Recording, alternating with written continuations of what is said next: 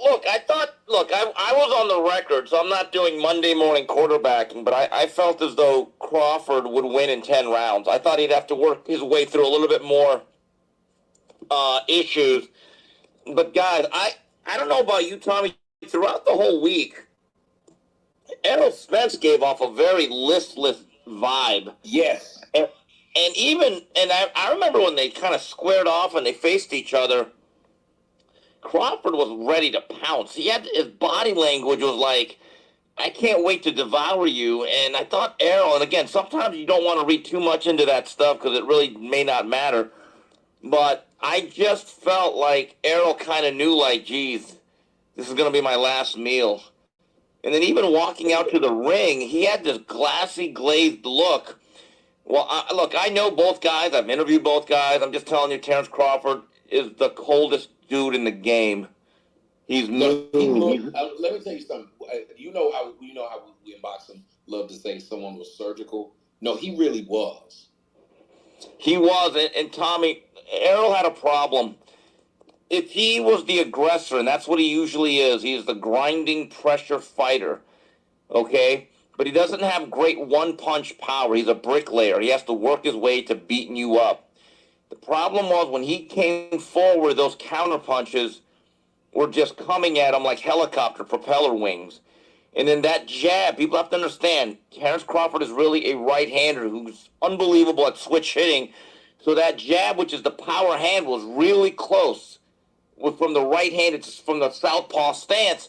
So that jab was not just a probing jab, Tommy. It was a jackhammer, as I just tweeted. And, man, I'm looking at some of these pictures that they sent us. And, Tommy, I just posted one. I'm not trying to be funny, but do you remember that episode when Martin tried to box Tommy Hearns? Yes, sir. I said that earlier with Dwight Howard. Yeah, and remember when he came out and Gina's like, come on, Tommy, or Martin, it's okay. You don't look that bad. And he looked like a big chocolate chip cookie. He looked like he had fell in a hornet. Yeah, that's what he looks like. And like now there's a rematch clause, and they're talking about, Errol Spence has the right, since he lost the fight, to do it. But here's the problem, Tommy. Did you see a guy that could turn that around against that version of Terence Crawford? Well, see, that's what I was going to ask you. I immediately, when I was doing that, I said, you know what? I got to talk to my man, Steve. I got to talk to him because this is crazy what I'm looking at. Is this somebody you want to fight again? Like, okay, here's how I'm gonna pose it to you. One, if you're Errol Spence, do you enact that clause to fight him again? Well, here's the issue. He was beat up so bad. So we're in August, right? Basically, it's late July.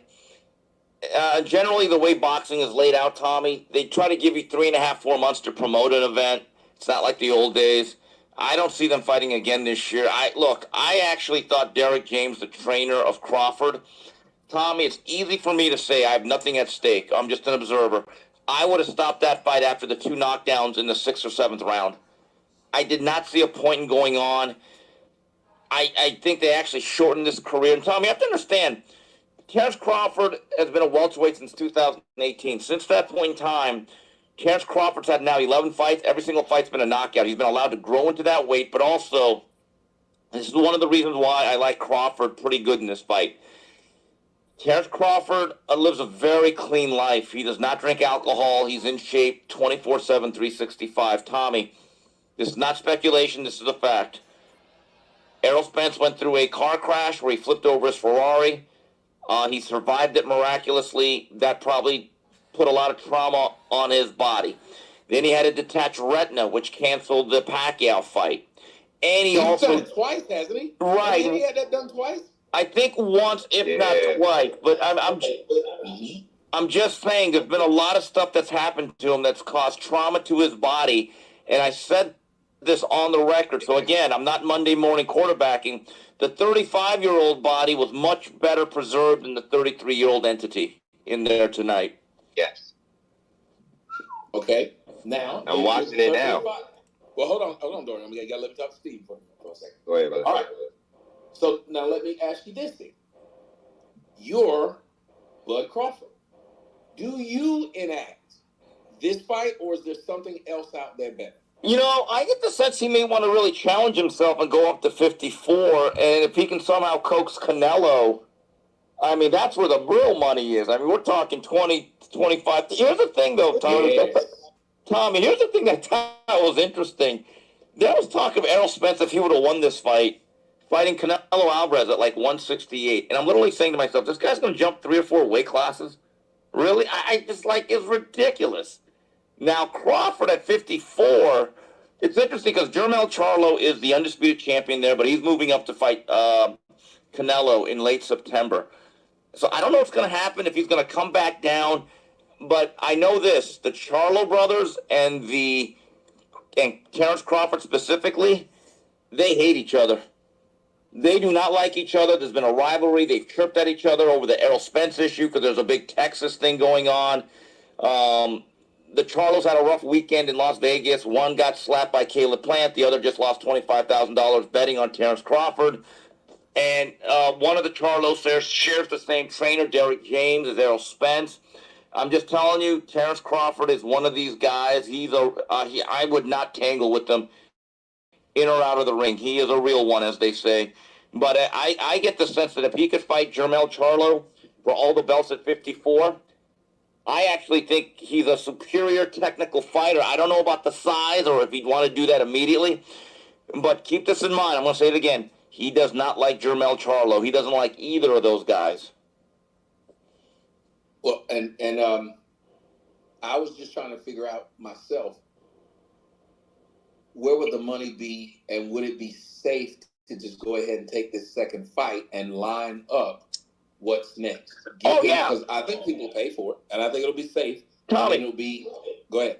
If that's the biggest fight out there and there's nothing else out there, and you don't want to fight Jaron Boots Ennis, who's a very talented guy, and I think would be a much more difficult fight based on his athleticism and his ability to switch hit. Because I like Boots a lot. I think Boots is the next wave of welterweights after these guys move up. But there's no money in it. And, Terence Crawford... Yeah, that's what I said. I made a joke. I told him, I said, I'd rather see him fight Dora before he fight Boots. Yeah. I mean, so... Here's the thing. This is now a money game. This is now a money game for Terence Crawford, who has shown that he's not just a great in this era. He's a generational type of guy. At the fight party that I was at with Coach JB, we were talking about it with some guys that knew some pretty good boxing fans, and they're saying, Steve, he has to be among the top 20, 25 now. You know what? I don't disagree. I really don't. I think he's in that top rarefied air of certainly the top 50, and I think among the top 25. I don't know if he's top 10 because they don't fight as much. But if you are Terence Crawford, think about this. Would you rather fight Boots Ennis, who's a much more difficult, younger, fresher foe, for, let's say, 3 to 4 million? Or would you rather just fight the same guy you just literally knocked the stuffing out for twice that amount or more? It's an easy decision. It is. It's an easy decision. This is prize fighting. Yeah, and at 35 years old, you want to get as much money as you can now and get as many of the big fights that you possibly can. You want to, you kind of want to be like your guy. You kind of want to be like Floyd and start cruising at this point, right? Right. Look, Terence has had some bitterness because he thinks he's been underpromoted. He thinks he's been avoided, which you can make an argument for both. I thought today he fought with a certain cool and precision, but I also think this was very satisfying for him to beat Errol Spence, who he's been chasing for at least 3-4 years. And a lot of the politics and the promotional rivalries kept this fight from happening. And, I think there was some taunting that went on with Errol Spence and his loud vocal effective fans. I mean, I don't know if you saw this, Tommy, but Terence Crawford actually a couple days ago at the press conference said, hey, guys, let's not live up to a bad stereotype. Let's keep this boxing.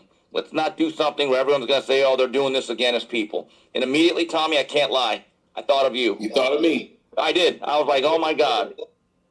You should have been watching it. Listen, you should have been watching the show with me. Let me tell you, a couple things happened. Yeah. One, after we watched the fight, I talked to my audience and I told them, one, the great thing I saw was these two brothers handled it right before the fight, during the fight, and especially after the fight. You listen to the way they talk. That was straight professionalism after that fight. But I gotta say, I'm gonna do a show tomorrow and talk about what I saw wrong when he let them black women into the ring. Yeah, well, what happened when they were dancing? What happened was in the Showtime preview, I think it was All Access. Derek James, the trainer, made a crack that when Terence Crawford beat Sean Porter. I remember I was at that fight at the Mandalay Bay. Terence and his mom were dancing in the ring. They were celebrating, but they weren't taunting Sean Porter. It wasn't that. But I think it was her birthday or something. So they started dancing in the ring after the fight. So Derek James made a comment saying, "Oh man, she ain't gonna be dancing on this night." And so then that's when it kind of started. So that's why Terence said, "Hey mom, come inside the ring. We've got some dancing to do." So that's what happened. But it's the two ratchet uh, Powerpuff Girls. The one who basically the one with the huge bazungas. She was half naked with the blue hair, and then I was like, "Oh my god! Like, why? Why are you walking out of the house like this?" Well, Tommy, what's funny is Terrence's sister. I don't know if he was in there because I was at Coach JB's house and we are just kind of doing some other stuff. And um, her name is Letitia. Everyone calls her TT. I've met her. I've hung out with her at the New York bar. She's a very loud, not loud. I would say lively personality. She's actually very funny. But she, for at least 5 years, has been having this running battle with all of Dallas and Texas and the PBC fans and Errol Spence. And so I knew that there was great satisfaction. I don't know. I haven't heard of anything breaking out like a Tupac situation after Mike Tyson in Dallas. I know some people that are there. I'm just hoping everyone can go home, shake hands. It's all in good fun, and just go home. Don't do anything, please. just let it go. And I'm with you as far as how he looked. I think he understood the gravity of what, and just get your thoughts on this. I think he understood the gravity of what this fight could mean to his legacy. I think he approached the training that way.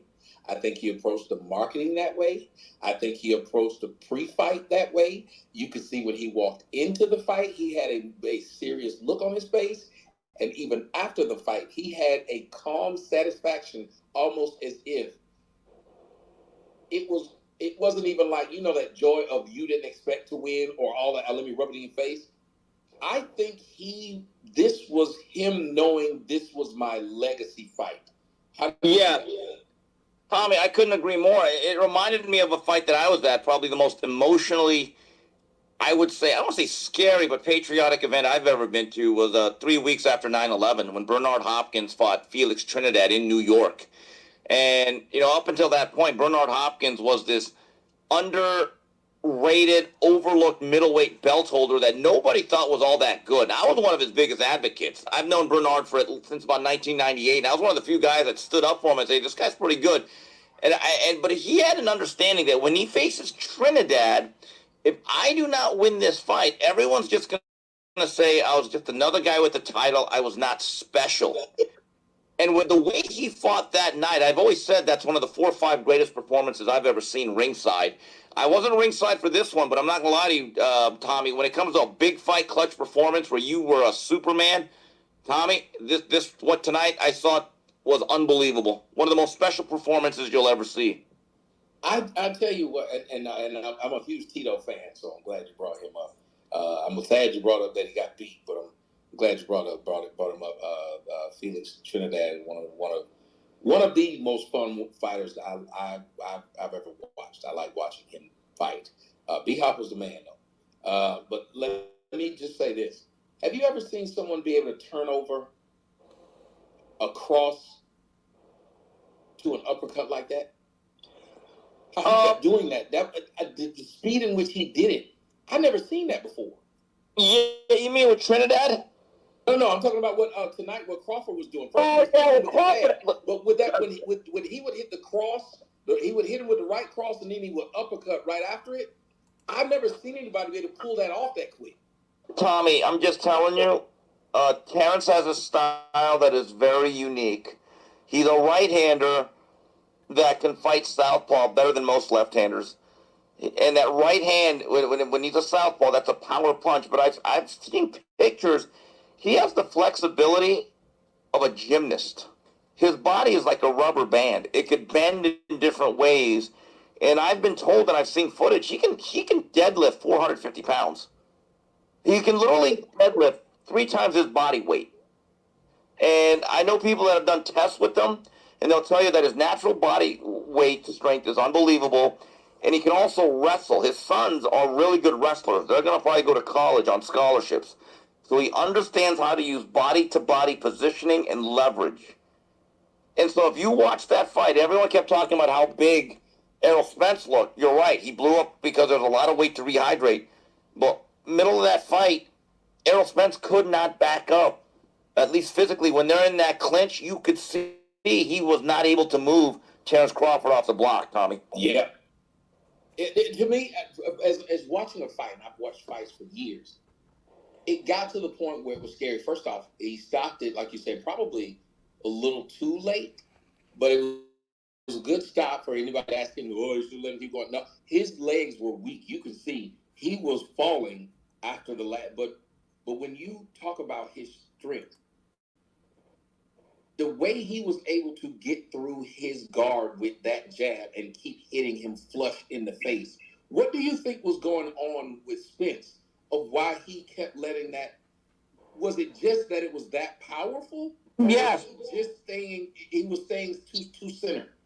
Well, that's another thing, and I've said this about Errol Spence a lot. He's a very sound, fundamental guy, but he's also very much one speed. I would say for a guy like Terence Crawford, it's a very simple cadence to figure out.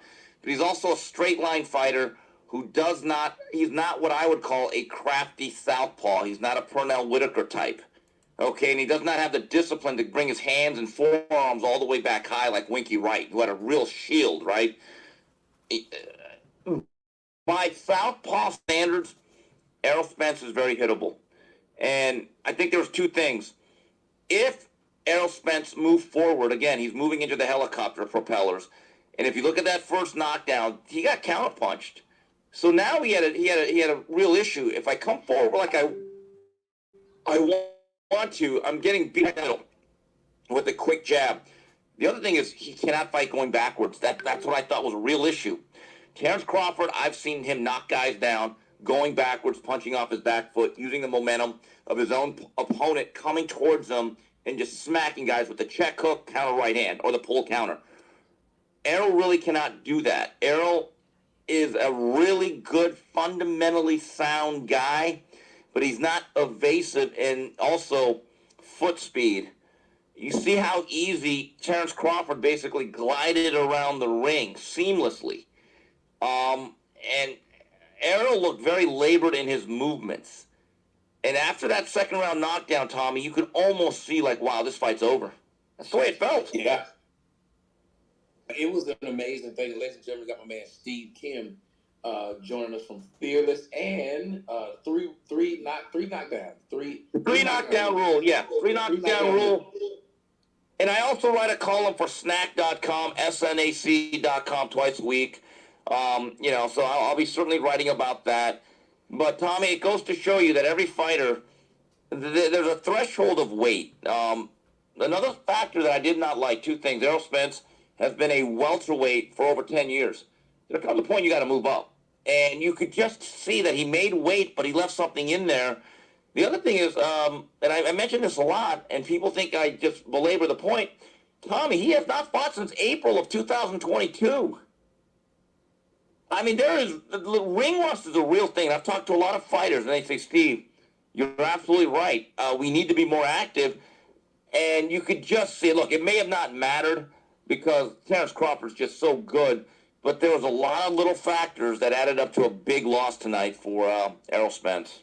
No, I think you're 100% right. I was thinking about that as well, like that layoff. And anytime you do something professionally, see, the lay person probably wouldn't understand that. You could look at a guy who works out like 6 days a week. If he misses 3 days that week and he goes back the next week, he'll tell you it's a different animal. It's a different thing when you get back into it. Basketball players, they get a week off, or they get like a couple of weeks off from an injury or something. They come back, they have to get back into it. Football definitely is one of those things. Tom Brady will talk about that. It's hard to get back into it. Boxing has to be, since it's such a demanding sport, it has to be difficult. How do they get around that? Because sparring, I don't know if they do. Tommy, you have to, in any sport you play, which is a contact or collision sport, whether it's football, hockey, certainly boxing, you have to develop callus, whether it's with your body or with your face. And when you are not getting, and you could spar all you want in the gym, but fighters will tell you, when you're getting hit with headgear and 18-ounce gloves, it is not the same when your face is basically uncovered, unprotected, and you got 8 to 10-ounce gloves. And look at the way Errol Spence's face blew up today. I'm not saying it's the reason why, but geez, I didn't realize how bad his face was blown up. And I just put something up on your I just posted something up on your billboard there on this space. If everyone wants to look at that picture, there's Errol Spence getting nailed with the jab. Look at his face. Tell me you do not look at Martin facing Tommy Hearns. I mean, he does. And you know, I heard from somebody who played a professional sport, and you talked about the body and the body callus. Marshawn Lynch, I don't know if you remember, he had retired, then he came back. And he said after week 3, he knew he should have stayed retired. Yeah. I mean, it is funny because the older football players will tell you, they don't like what's going on where nobody is tackling in practice or they're not hitting as much and they're not even playing in preseason. Because they're saying they're actually causing more injuries. Because right off the bat now, if you have not played in the preseason, you haven't really hit like you did, right, because of all the new rules. And then week 1, they're saying, okay, guys, run into each other. Are we really making that safer? 100% agree. Now, I looked at the counter, and I know we got to start with the jab. I also remember the numbers when they said that the CompuBox. 58% power punches landed. Have you heard of anything that stupid? Not in a major fight. Right. Tommy, not in a fight of this magnitude. Generally, you're going to be around 30%, and if you're around 40, I mean, that's like Ted Williams hitting 400. But I've never seen 58%. And I'm just telling you, there were times in that fight where I said, Derek, and this became very personal, and this is why trainers have to be very professional. Derek James and a guy that I know very well, Brian McIntyre, everyone calls him Bomac. It got contentious between those two. And unfortunately, what happens is when the trainers start to really make this about them, they don't want to lose. They don't want to get knocked out, and they start sending. I've always said this: the worst thing in the world is a brave corner, because that is not their job. And in my view, Derek James, who's had an excellent run as a trainer, allowed his man to take about 1 or 2 rounds too much. Yeah. The 2 knockdown round, like you said, the 2 knockdown round. Yeah, because, Tommy, the fight was not competitive. He may have won the first round, but then in the second round's a 10-8, then every other round's a 10-9, and then you have a 10-7. So mathematically, unless Errol Spence can land that lottery punch, he wasn't going to win. He was not going to win. So now it should be about what can I do to protect my fighter. That's the number one rule. That's the number one rule of any trainers. Did I protect my guy? I mean, it reminds me of that old story. Sonny Liston fights the Bayonne Bleeder, Chuck Wepner, and he just cuts him up. The guy looks like Jason Voorhees. I mean, he just looks all cut up. He had to get like 80 stitches. So they asked Sonny Liston, "Hey, Sonny, was he the bravest guy you ever fought?" And Sonny Liston just deadpanned, "No, his trainer was." So, I mean, look, it's easy to always blame the referee when a guy gets really hurt or, worst case scenario, a fatality happens. But keep this in mind, Tommy. The first line of safety and defense is always your own trainer, in theory. Yep. Because if you got to think about it, you don't want to be the ref is a bit like in other sports. You don't want it to be about you.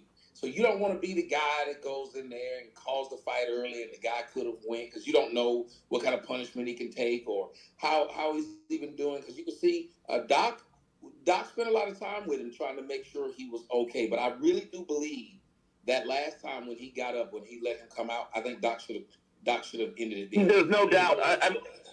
Tommy, let me just tell you something. If you go out there as a trainer, and this is why I don't like trainers betting on fights.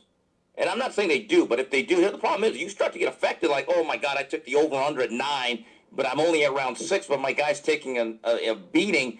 Honestly, if you bet on the over, you are more prone to be influenced. Okay, kid, come on, just 3.5 more rounds.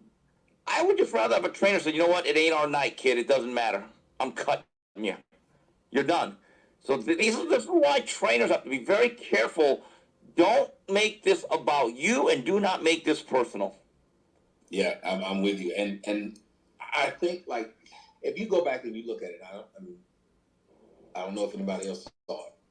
I said the last time he got up, and Doc, because what you want to see is they can get what kind of pressure they're going to give you with their hands.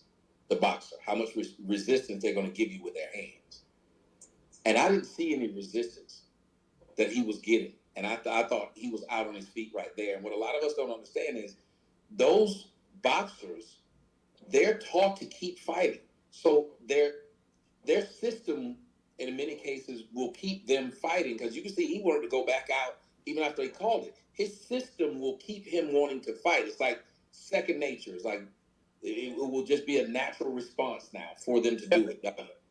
Tommy, let me just say one thing about the culture of boxing is that capitulating, for lack of a better word, or quitting or throwing in the towel, spitting the bit, it's almost taboo in boxing. And I've seen some bad beatings. I've actually been at one where there was a fatality where I thought it was very clear the fight should have been stopped. But in the MMA, if a guy gets choked out or knocked out, you can just tap out and they say, hey, kid, best look. It's not your night. You're good. Like, they don't make it taboo. They don't put a scarlet letter on these guys. They just tell the guys, you lost. It's too bad. Good luck next time. But in boxing, it sticks with you. And I think we need to change that.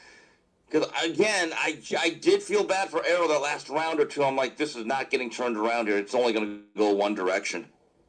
I was calling when I was calling the fight. I kept telling people, this is going to end bad. This is not going to end well, because he looks almost like he's out on his feet, and he's majorly outclassed. And one thing that Crawford does well is finish. So you do not want somebody that's finishable with someone who all he does is finish. That's a bad combination. Tommy, he's the most vicious finisher in the game. He really is. He's like Ray Leonard in that sense, is that when he has you in the crosshairs, he's got you lined up, you're as good as gone. I'm just telling you, I've seen just about every one of his fights. I've covered a lot of his fights. I've been up there close in person. And the thing that makes Crawford difficult is that he's incredibly crafty. He can switch it. He does get hit because he takes risks, but he's also very slippery. He can counterpunch, he can lead, and he can just box you if need be. And tonight, everything was on display against a fighter who I think lost his ability to really fight effectively at 47 and got pushed off the cliff. And you could just see it. I'm just telling you, from that first knockdown on, you're like, uh-oh, this is the night. It ain't the night for you, Errol. But and Terence, I thought, put on a career-defining performance. But it goes back to almost like what Mike Tyson said. And I'll let you guys, if you guys want to come up here, those of y'all see that a lot of you are requesting. But if you want to come up here and join Steve and I, you put your hands up and I'll bring you up there. Other than that, maybe you guys want to just listen to us for a little bit more. But the counter, to me, the counter was just on top of getting hit with that jab. And Mike Tyson said everybody has a plan until they get hit in the mouth. I think that's what happened to Spence too. At that point, I don't think he understood what was happening to him. That's got to be frustrating, doesn't it? That every time you move forward, someone snaps this jab. Tom, you're absolutely right. And, you know, Shakur Stevenson's a master of this. He's not what I call a heavy-handed puncher, and Crawford is a puncher. They hit you where you don't see it. you can't even brace for the punch. I mean, you're literally going to get blind. And that was the problem that happened in that second round when he got sent down. Spence did not actually feel that punch, in my view, till he was on his way down. It's one thing to be able to see a punch and brace for it, but when you are getting hit in areas where you literally do not see the punch, you only feel it, you are going to clam up. That is the natural human reaction. Because you see, he was going backwards. He wasn't moving forward. And I remember, like you said, there was a couple of times where Crawford was moving backwards, and he still gave him a shot. So he was able to hit him from almost every position. And I think, like you said about the helicopter blade, I think he didn't know where those punches were coming from. That's why they were hitting him so clean. Yeah, because he's lefty, then he's righty. He could fight inside. And I'll say this. Crawford's a very good infighter. If he just said, look, I'm going to break a guy down, he could actually stick right to your chest and he could break you down. And every time he got hit by Spence, I don't think Crawford was ever really shook by any punch. And I think that psychologically has to sap a guy in terms of their own confidence. So you have a real issue, Tom. If you can't outbox a guy, but then you're getting mugged inside, there's not a lot of ways to win a fight at that point. Yeah, like with you, I can hear it in your voice. I think a lot of people who watched that started to feel bad for Spence. They were glad they were glad, you know, he was still trying to he was still trying to fight. He still had the fight in him, but I think everyone could see he was outclassed in every way. And sometimes it looked like, even if you weren't a Spence fan, you were cheering for him, that he would, you know, that he would muster some sort of a comeback. And you'd see him get in what looked like it may have been a solid shot, but then Crawford would just basically would come right back. It was crazy. Yeah. It's like you got a shot in and he hit you 3 times. Yeah, Tommy, it was almost, a guy like him is so good, they will actually allow themselves, they won't get hit on purpose, but they will allow you to open up because they are so good, because they have great eyes and anticipation that if they see a right hand, they understand I could slip, roll, pull counter with the right hand, or I could come over, or I could throw a left hook at the split second. I'm just telling you, the special fighters can see this game in slow motion. Shakur Stevenson can do it. I see what you're saying. So you're saying they will allow you, it's like in chess when you give somebody the pawn. And they'll give it right back. He's allowing you to get that small hit because he knows he's going to hit you 2 or 3 times right after it, because that punch opened up, taking that hit opened up a counter that wouldn't have been there, right? There are fighters that are just looking for that. They are looking for certain punches for you to throw at a certain distance. And it is almost reflexive. It's almost animalistic how quickly. Young Mayweather is one of the best I've ever seen at it. The stuff Mayweather would do, he would see right hands coming, and it's like you're already dead. You don't even know it. Halfway through that right hand, you're already in his trap. It's genius what they do, and it takes years of practice. I think you have to be a young man that's a prodigy. You got to have rare reflexes and quickness. You got to practice it. And this was another factor. Errol Spence, throughout the years and months that I have noticed, and I really like Errol, he's a very amiable individual. He's not in shape all the time. He's not. There's just too much footage of him drinking, eating, looking a little heavy. Terence Crawford literally is like Bernard Hopkins in terms of his discipline. He could probably take fights on 2 weeks' notice. That he keeps his blade much sharper, Tommy. And over a course of time, that will make a difference as you get older. Yeah, you can see it. I mean, he looked like a specimen out there. Like you said, he did not look like the older man. And at 35, I think the only problem I had, or not problem, but sadness, and let's see how you think about this. I'm a little bit sad because now you have all these people who are going to get to know about him. But I think it's at the point in which boxers typically go downhill about 35, about this. Yeah. Because if you remember, it's interesting. Roy Jones Jr. fall off was like drastic. Yeah, and Tommy, the problem with Roy was he did not have great fundamentals. He had the greatest physical set of tools and reflexes, but his chin was up in the air because he can get out of the way of punches, never really stood behind a fundamental jab. That style is not going to age well. Crawford's a little bit different. He's still very athletic and twitchy, but fundamentally he's good. But you're right.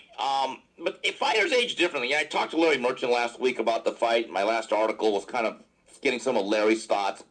And Larry made a good point. Back in the era of Hagler and guys like that, Hagler was considered old at 33, but he had about 70 fights. So it's a little bit different. Crawford's now, I believe, 40-0. So it's a little bit different. But you're right, 35 is still 35. And then if he does venture north to the 54 and 60 pounders, then that becomes an issue. And maybe tonight was his apex, and then he starts to level off. But I'm just telling you, it's not just the physical with Terence. He has a competitive spirit that is unmatched. I know wish people had been 28-year-old who did this, and we could have gotten 10. We would have gotten 7 to 10 years out of him. And I believe he probably wishes it too, that the recognition he's going to get now, it's not going to be as long-lived as it should have been. Well, Tommy, there is a reason why Errol Spence's people did not make this fight 3, 4, 5 years ago, because they knew. And by the way, most matchmakers that I spoke to in the business that know more than I do, that develop fighters' careers, they're the ones who work for the promoter. They're like the odds makers. They know more than me. An overwhelming majority picked Crawford back then, and they picked him now. I think it's the sheer level of one-sidedness today that really surprises people. But Tommy, the end result does not. No, I'm with you on that. And I've always looked at it like in fights like this, when you can tell it's so one-sided, and I'll get your opinion on that. I always saw this. I knew it was wrong when I would see this. When the guy gets hit and he starts swinging for home runs. And to me, that's what Spence did. He just, at that point, it's like he wanted out of there, and he wanted to take one punch to be able to knock him out because it was so frustrating. And it got worse, and I believe that his corner did not serve him well at all. Yeah, Tommy, I think you made a great observation. It's almost like what Teddy Atlas calls being the game quitter. You're looking for a way out. You don't really want to just flat out quit, but you want to give the impression that you're really trying, but it's desperation. Again, look, he has professional pride. Errol's undefeated. He's never lost before. And in the biggest night of his life, in a fight that people have called a legacy-defining fight, unfortunately, with the fickle nature of fans, this may overshadow all the good work he's done before, because there is actually a lot of animosity towards him from a certain set of fans that really like Crawford, saying, hey, look, you avoided us, right? And that's the whole thing, is that Errol Spence could have always triggered this fight, his side. And unfortunately, Terence was with Top Rank, and we know the politics involved. And there was not going to be the type of money like there was for Tyson Fury and Deontay Wilder, who fought 3 times, twice with Top Rank and PBC. But it wasn't until Terence had his contract expire with Top Rank. He was no longer with Bob Arum. And then also, I think that Errol, to his credit, said, hey, look, let's make this fight. It's still the most money we can make. And it happened. But I'm just going to tell you, the way Terence lives, his prime will be longer than most fighters, because he is that good. Yeah, I just I don't know. I'm watching the fight even in my head as over and over again, and it just seemed like desperation set in, and almost, if I wanted to see another fight, and you tell me if this is bullshit thinking or not, I would have rather him get knocked out in the 5th, and then they said to get the fight again. I think the way this went, it's hard to see them fight, because it's like he beat him bad for a long time. Does that make a difference? Like, yes, when you knock somebody out, it's like, well, that's a lucky punch. We can watch them fight again. But what you saw wasn't luck. You're right. When you beat the living stuffing out of somebody, and it looks like he may have shortened his career or his shelf life as an elite marquee fighter, yes, you're right. Because it's one thing to land one punch. Because boxers have told me, and trainers who box have told me, Steve, we would much rather be knocked out in one punch. You really don't feel it, believe it or not. You just kind of wake up. But when you get beat and brutalized over and over again like a piñata at a birthday party in East L.A., those are the fights that actually have more of a negative long-term impact on you. By the way, I put up another tweet on your billboard. I mean, just look at that montage on Errol's face. Right, look at his face. I mean, Does that look like a guy that should... I don't know who didn't think of DeMartin getting beat by Tommy Hearns when they saw that. I don't know who didn't. Yeah, I mean, Tommy, does that look like a guy that should be fighting anytime soon? And I'm just talking, I'm literally about 8-9 months. I would not even allow him to get back in the gym. No, he doesn't look. I guarantee you, he should not be able to leave the house for a solid week and a half. He should be just ice, hyperbaric chamber, just whatever he can to rest. Because, like you said, he got pummeled. One punch, yeah, you can wake up from that. And I know I was talking to the guy earlier, and he was trying to tell me, no, you don't want that. I'm like, no, I think a boxer would be happier if you just went on and knocked him out in the 4th, 5th round. He could have chalked it up to one punch, because the boxing game is one punch can knock you out no matter who you are. So I think he'd rather have chalked it up to that than that beating he took, which is why he started swinging so wildly for the fences. Because as you said, he knew numbers-wise he couldn't get back into that fight. He had to land what I called a lottery punch. And his numbers didn't come up, and there wasn't some black lady to pretend like she had the lottery ticket. That was another story where I thought about you, Tommy. I was like, God damn, what is with this broad? I was like, what is this shit? But hey, by the way, Tommy, look at the other tweet I just put up. Crawford was talking trash to Jermell Charlo after one of the knocks. I'm just telling you, this Crawford's cold, man. He is an assassin. During the fight. Yes, after the knockdown, he was like, look, the pictures are there. He's just jawing at him. He's a savage. This dude's different, I'm telling you. No, I just think he knew the night was his night. That's why I think his post-fight conference was so subdued.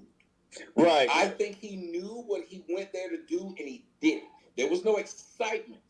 Because, a lot of times you might think you're going to do something, and you can see the excitement that comes out of them at the end, because they're still a little surprised they did it. Because he had every right to be surprised he did what he did, but he did not seem like he was surprised at all. Like he knew this was going to happen. Yeah, he did.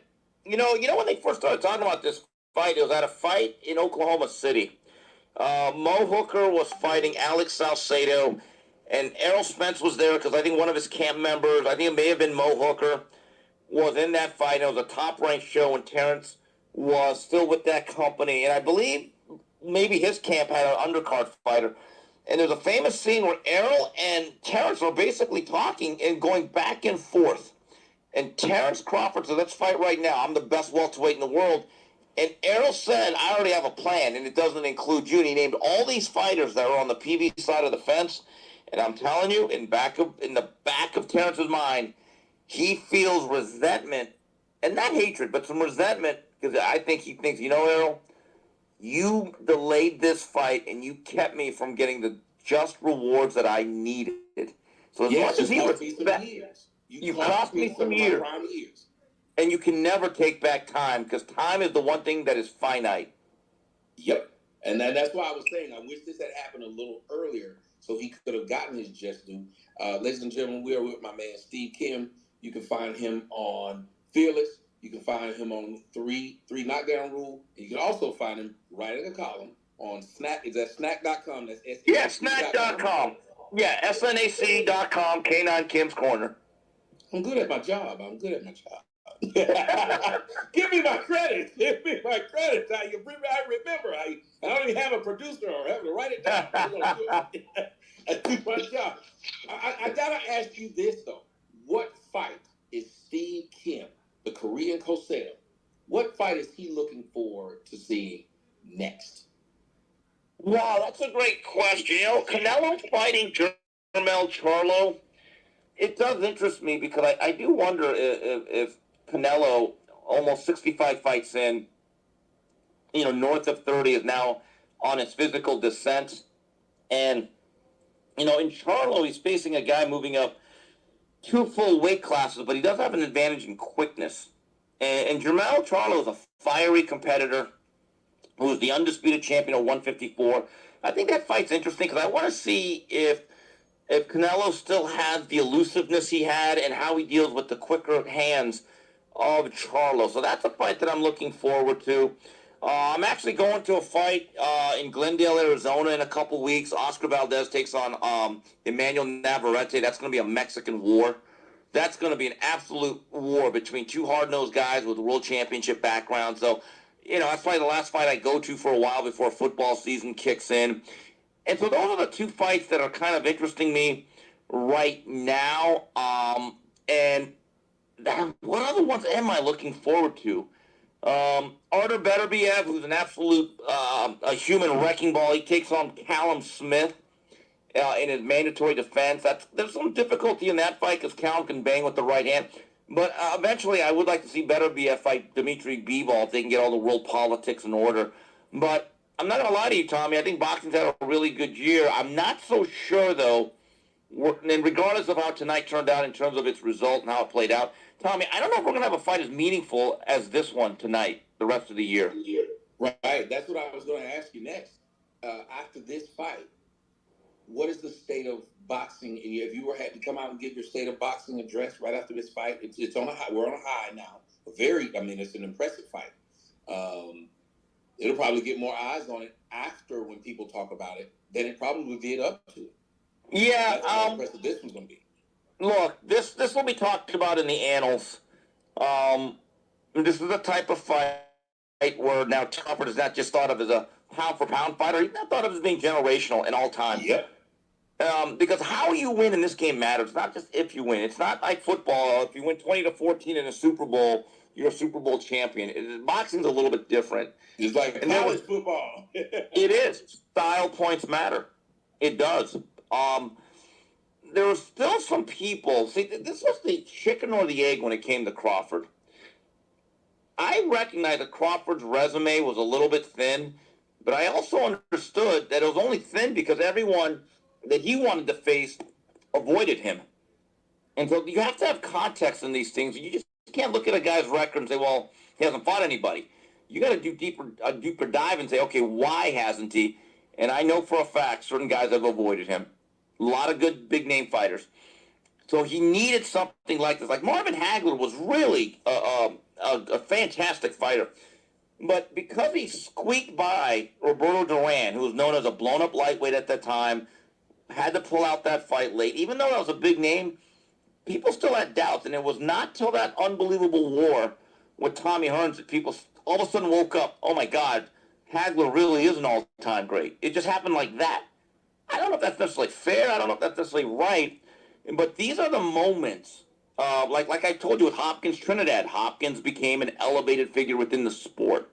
You need these type of moments. So I think the best case scenario that you wanted for boxing, and if you were Al Heyman and the PBC and everyone else, you wanted tonight to be like a Leonard Hearns type of fight, really competitive, back and forth, and you wanted to see it again, right? Tommy, tonight I don't really want to see Errol Spence do anything but rest and recover, but I don't want to see a second fight based on what we saw tonight. No. And I got a nice little tweet here. It says, Tommy and Steve should do a sports current event podcast. These guys have dope chemistry, great analysis, and discussion tonight. Thanks, guys. Hey, you're welcome. Boy, would we piss people off? Oh, my God. We'd be like Two Live Crew in the early 90s, banned in the USA. That should be our theme song. I told you, I said, for the first time I talked to you, I said I was so glad to get you to talk to you. But just once I got to talk to you, just to see how it was almost like pitch and catch. It was just easy. It was, and it still is, even now. Like I enjoy talking to you every time because you're very insightful. I ask you a question and you run with it, and I think that's a skill that a lot of people can't do. You know, you've been in the game long enough where you can give somebody a question, and by the time they get through talking, you don't know what the fuck they say. Yeah, well, Tommy, the other thing is I'm not afraid to be wrong. Like I went out on a limb. This is what I hate about modern Boxing Day media or media in general. Everyone wants to be middle of the road because they don't want to take the heat. They don't want to be wrong. They don't want to piss people off. They don't want to be called racist or misogynistic. And I'm just like, you know what? I'm going to say what I say. I'll do the best of my ability. I want to be incredibly fair. I may be biased, but I want to be fair about my own biases. And they don't want to lose access because fighters can be very sensitive. that, oh, this guy didn't pick me or he had him. Yes. And I'm like, oh my God, it's just terrible. So everyone plays this game where they try to fudge what they really mean. Me, I'm just going to say, you know what? You're probably not going to like me anyway. It doesn't matter. You're not a family member. You're not paying my bills. Because I really like Errol Spence personally. I actually have a better relationship with him, and I've had better dealings than with Terence, who can be very cold towards the media, which is fine. But from an analysis standpoint, I just said, you know what? Crawford's the better fighter. He's got the stylistic advantages. And just don't be afraid to be wrong. Because, Tommy, when you do what you do for a living and you're every couple of hours, you're on the air, guess what? You're going to say something that you may not regret. It just may not be correct, or it's going to change over time. You might as well live with the damn thing and have some balls. Well, that's what I like about you and I. I will say, because somebody came to me, why are you talking to that guy? He's always talking bad about Mayweather. And I said, well, one. Well, first of all, that's untrue, too. and that's the other thing. It's like, I want to tell that guy, here's the thing. My job and my goal is never to pander to you. Honestly, and here's the thing. If you don't like Tommy talking to me, there's a thing called the off button. Or you could just turn away. But here's the thing. Never in my mind am thinking, whoever the hell you are, I'm like, God, I want to say nice things about Mayweather, too, so this guy likes me. I don't give a shit. I really don't. Right. And I think the greatest thing about you and I, too, is that we're not trying to kiss ass to either get the interview or kiss ass to get on the television show. If you're going to bring me anywhere that I go, it's going to be because you want someone to tell you the truth, not because you want someone to tell you what you want to hear. I will never go to a space where someone wants me to kiss their ass. I just can't do it. If you believe that you are entitled to someone else's approval or vice versa, I think Thomas Sowell said something about this, it's never going to work. Again, we have gotten into a point in American society where everyone believes, or not everyone, but certain people believe you have to agree with me or I will label you. I find that to be very juvenile, immature, and intellectually dishonest. And look, I'm going to make a prediction in fights where I'm going to be completely wrong and I'm going to get roasted for it. And you know what? That's part of the deal because, Tommy, we are at different levels, whatever, public figures. And I've always said, you know what? You gotta look at it this way. They care enough to actually care and make fun of you and talk shit. And I'm thinking, that's right, because I would never go on your timeline and check your predictions because I don't follow you. I mean, it sounds arrogant, but it's the truth. I said the same thing. I tell people, hey, what somebody said, you've fallen off. I don't see you on YouTube anymore. I said, I don't know who you are. Right. No. So apparently hey, Tommy, I do enough. Right, Tommy. Tommy, I got to give you credit. You had me laughing because I was kind of going to bed. So I said, "Oh, Tommy's on a roll." Your record review or your review of Tariq Nasheed's past album had me laughing. I'm not going to lie to you. This is my theory about guys like Tariq or overly woke white people. They're atoning for past sins. There's no doubt about it that they wokeify themselves or become incredibly extra militant based on their past to try to almost erase it or make up for it. And white people, white liberals are really highly guilty of it. And Tariq Nasheed, I'm not going to lie to you, some of those songs that he had, they're kind of catchy in a very bad, cringeworthy way. Yeah. But those are songs that I would expect in a parody like I'm going to get you, sucker. Like this, right. This I thought he was playing. Yeah, and I'm like, wait a minute. Anchorman. You're a fan of Anchorman? Yeah. Movie? You remember I remember when she said that she was going for the job to be the anchor lady, and he said, I thought you were kidding. Right. I mean, that's the type of songs that I would expect in a parody like Don't Be a Menace While Drinking Your Juice in South Central. But I'm like, wow. I was like, wow, this guy actually meant this. He actually thought this was good. And so now he's extra pro-blackity black to make up for all of that. That's what I said, oh my God, he did 2 albums? So somebody told him that first one needed a follow-up? What happened? You know, if you actually went on the street, Tommy, and let's say you went to a city and you asked every minority, or specifically black people, listen to this song, and no, you should, and say, okay, what do you think? And then you should say, okay, what if I told you that was from Tariq Nasheed? No, You want to do you're that, right. Tom? I think I'm going to do it, man. I'm going to do it, man, on the street. Yeah, because they do those things where they say, do you think Donald Trump's racist? Yes. Well, you know, what about these statements? Oh, my God, that's what I mean. That's like, yeah, well, Hillary Clinton said that. Oh, okay, never mind. So you ought to do that, because I thought that was a parody, but he just had too many songs. I'm like, wow, this guy really thought he was... Yeah, it'll be hilarious just to see the reactions. But I would take a security guy with me. These people are going to get awfully angry when you tell them the truth. Yeah, and then a lot of them don't like me. Now, ladies and gentlemen, I got my man Steve Kim up here, but I'm going to let a lot of you guys come up here and you can talk to me and him. We were talking about the Errol Spence Crawford mauling. What would you call it? What would you call it? A beat down? A beat down, a molly-whopping, one-sided whitewash. I was watching some clips of the shit, and I was wondering. I wanted to ask, do y'all know if him and his trainer got any personal beef or something? Because he just let that man get punished, and I'm thinking it might have been something personal they had against each other. No. Look, Derek James and Errol have a great relationship. However, once Derek, I think, got sucked into that personal beef with Crawford's trainer, look, I think he wanted to win that fight. But what happens is when you make it personal and it becomes a rivalry with that other trainer, man, you start making decisions that I believe are not in the best interest of your fighter. I 100% agree. I know the fight fans out there, I think they're a bit, especially if you're a fan of the Sweet Science, you're proud of this fight. Am I overstating that, Steve? Well, I don't look. I think that it's a special night in the sense that we saw the true greatness of a fighter rise to another level, and it there's something about that I love, because Hagler needed Hearns. Marco Antonio Barrera, even though he fought Eric Morales, he needed to beat Hamed. I remember being there that night. Just how shocking it was that he just outboxed the Prince.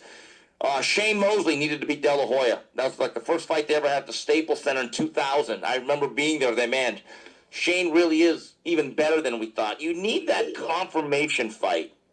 And so for tonight, unfortunately for Errol Spence, he was the confirmation of Terence Bud Crawford's greatness. Yeah, it was great. Let's see, New Country, and then the other boxing guy. But go ahead, New Country. Hey, Steve, what's up, brother? And Tommy. Hey, how are you doing? Now, were you on Julius' stream? That seemed like a joyous occasion. Hell yeah, I was, and we were having a blast, man. It was great. And Tommy, big fan of yours, man. I've been listening to your past channels for a long time, bro. It's nice. Thank you. It's nice to meet you, or at least talk to you. I often repeat a lot of your lines when I see ignorant people out in public. Oh, you better not say it too loud, because you will be persona non grata at the Thanksgiving dinner. You know, we witnessed greatness tonight, and we on I don't know if, Tommy, I don't know if you know of Julius's channel. He's called Ring IQ Boxing Talk. I'm on there quite frequently. Steve is on there a lot of the times, and we've been saying for a long time that Bud was going to beat Spence. We had a lot of people talking a lot of trash to us for a long period of time, and tonight was the culmination. I mean, Spence, in his desperation, when he was trying and lunging forward, throwing a punch, he was getting hit with punches he didn't see. And yeah, Crawford made it look kind of like what Anui made Fulton look like he didn't belong in the ring with him, you know? And Right. But it just, I wouldn't say it was that. Well, my bad. I didn't mean to cut you off. Keep going. I was just going to say, I mean, we're lucky to be able to see and witness Crawford's performance, because I definitely think he's like a generational fighter, or another special fighter. You know, I I do respect a lot. See, a lot of people get on us and say that, oh, you just hate on Spence. No, I respect Spence because he kept getting back up and he didn't quit. And he's got heart. I give him his props, man. But he was just purely outclassed, and it didn't happen. Plus, if you watch all of his fights, you've never seen him really make any serious adjustments. And Crawford does. So, like, when he was talking about the rematch at 154, I agree with Steve. You don't think this old dog can learn anything? I think he should. I think they should run it back. Well, hold on. I'm gonna let them all come in with their hands up. I want y'all. Let me just say, I don't see. Well, if they run it back, I just don't see what Errol's going to be able to do any different. I really don't, because he's not making the adjustments. I agree. I'm going to ask Steve something. Then we're going to go to Mike. Steve, just the early polls are coming in, the Harris poll and the Pew poll, and everybody saying just from this exactly what your man said. This was a complete case of being outclassed. This is not what you want people saying about you after a fight, is it, Steve? No, but not only that. It's one thing if it was just like a whitewashing, like what Pernell Whitaker used to do. I mean, you'd get pieced up a little bit, but you never got banged up. I mean, look, I don't want to make a tasteless joke here, but someone actually said on Twitter, or I heard someone said, I think it was on Julius's space, well, now you can count this as another car accident for Spence. I mean, Lord. I know they went there, and I repeat both of them. Oh, damn. But Tommy, that's the Look how type Steve put it on them. I know they went there, and I repeated it. Yeah, I know. Shame on me. You know what? Maybe I really am a piece of shit. Why are you talking to me, Tommy? But anyway, the thing is, that was the type of fight that shortens the lifespan of a fighter. I mean, he got gutted. And I've seen fights like this. I remember when Diego Corrales and Jose Luis Castillo engaged in an absolute war. Best fight I've ever covered, Tommy, is in 2005. I knew coming out of the ring, I said, we're never going to see those two guys again the same way. And guess what? They weren't. There's a physical toll that each fight takes. This one took a lot out of Errol Spence, unfortunately.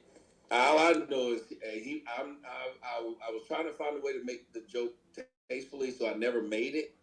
All I know is they need to give him.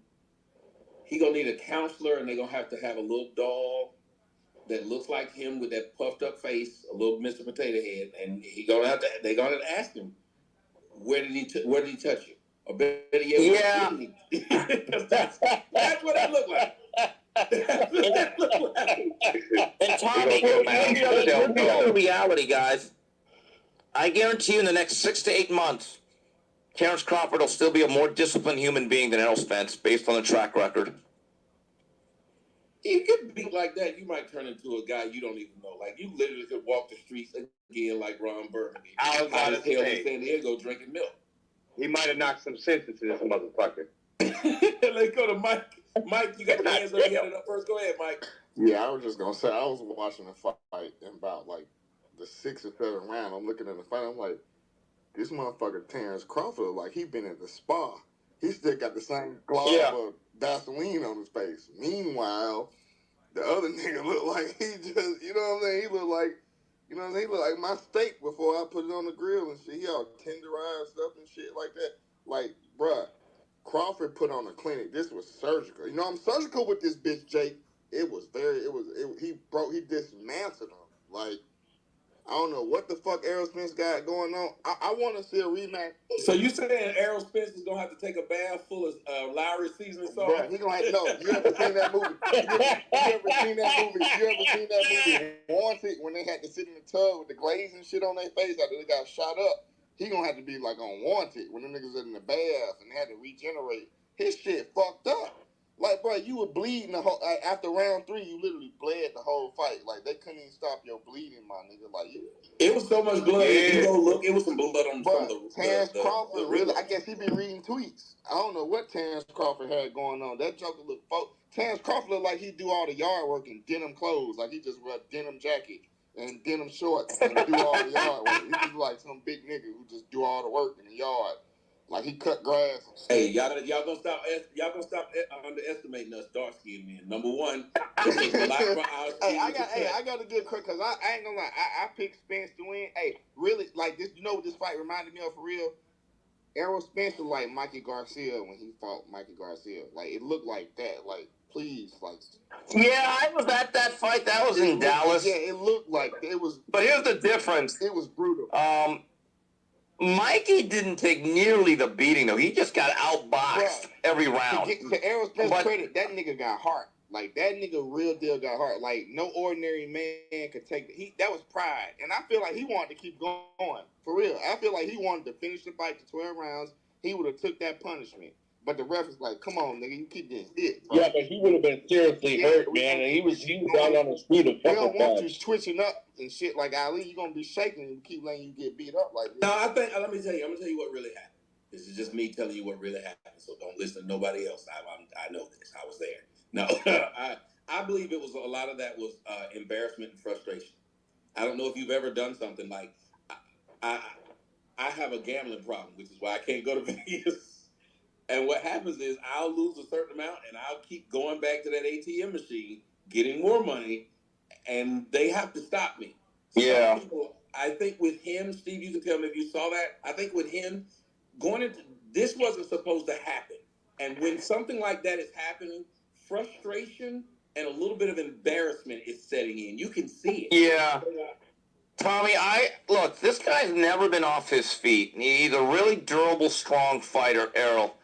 And on the biggest moment of your career in life, your ass hits the canvas 3 times, that has to do something to you psychologically. Yep. And it's probably almost surreal. You're like a drowning man who thinks that they can get onto shore, but they can't.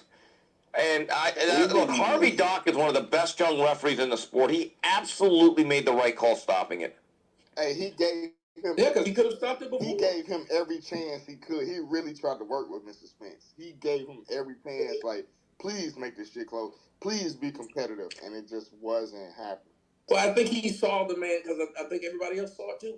I think people who were even cheering for Crawford started to cheer a little bit for Spence just so it wouldn't be that embarrassing because it got really bad. And it looked like there was nothing he could do. Yeah, and Tommy and guys, the other issue is, look, Errol Spence, again, is a bricklayer, but he's not the type of guy like a Tommy Hearns or a Bob Foster that could turn it around with one punch. Most of his knockouts have been like the work of attrition. He chops you down, he breaks you down, he collapses you, but he does not necessarily what I would call the eraser. So that was the other factor. And I'm thinking to myself, how long are they going to allow this guy to pull off a miracle that he's not capable of doing?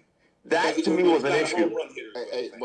Right, he's a gap hitter. He's a gap hitter is what he is. Next hand, Mr. Sotomayor. Let me ask Mr. Kim, were you at the fight this time and shit? No, I wasn't at the fight. I went to Coach JB's barbecue. I'm not going to as many fights. I forgot all about that. Oh my God, I had a lot of steak, ribeye was good, chicken wings, had some pork chops, all that stuff. Hold on, before you go on farther. Hold on, Mike. Before he goes farther, I gotta check his manhood. Steve, how do you like your ribeye? My ribeye? No, I like. He cooks everything on a smoker and a grill, so everything's basically medium rare. It's not overcooked. I'll tell you that much. All right, as long as it's medium. Medium rare. Right, and I don't put ketchup on it or anything like that. Just I don't want to hear any rumors. So. I'm that Nika. That used to be my old name, but we would be talking to each other in the Miami Hurricane with Oh, how you doing, man? Boy, you're up late. You know, with X in the Hurricane space. Oh yeah, absolutely. You're up late, by the way. About that shit. So hey, we had them hogs on the in recruiting week. We had a big week in Miami too. Yeah, it's good. Look, starting from this weekend, now my focus switches to college football and all that. But I'm gonna go. Look, I'm still gonna cover the fights. That's my job. But look, September 9th, I'll be in Miami for the A&M game. Big game for us. Big game. Clause for Spencer? Do you think it deserves a rematch? Well, it's not a matter of deserve. Unfortunately, it's a matter of do I want to enforce it, And Tommy, I saw a quote from Errol Spence saying, "Okay, let's run it back," and I'm like, "Oh God, why? I thought that Why?" was respect. Let me tell you what that was.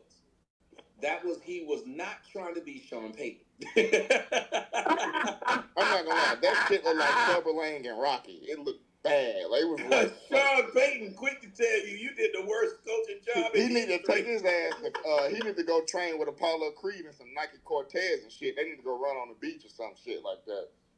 Man, I'm just telling you, if you care about Errol Spence, you sit him down and say, "Errol, we are not doing anything for at least 8-9 months."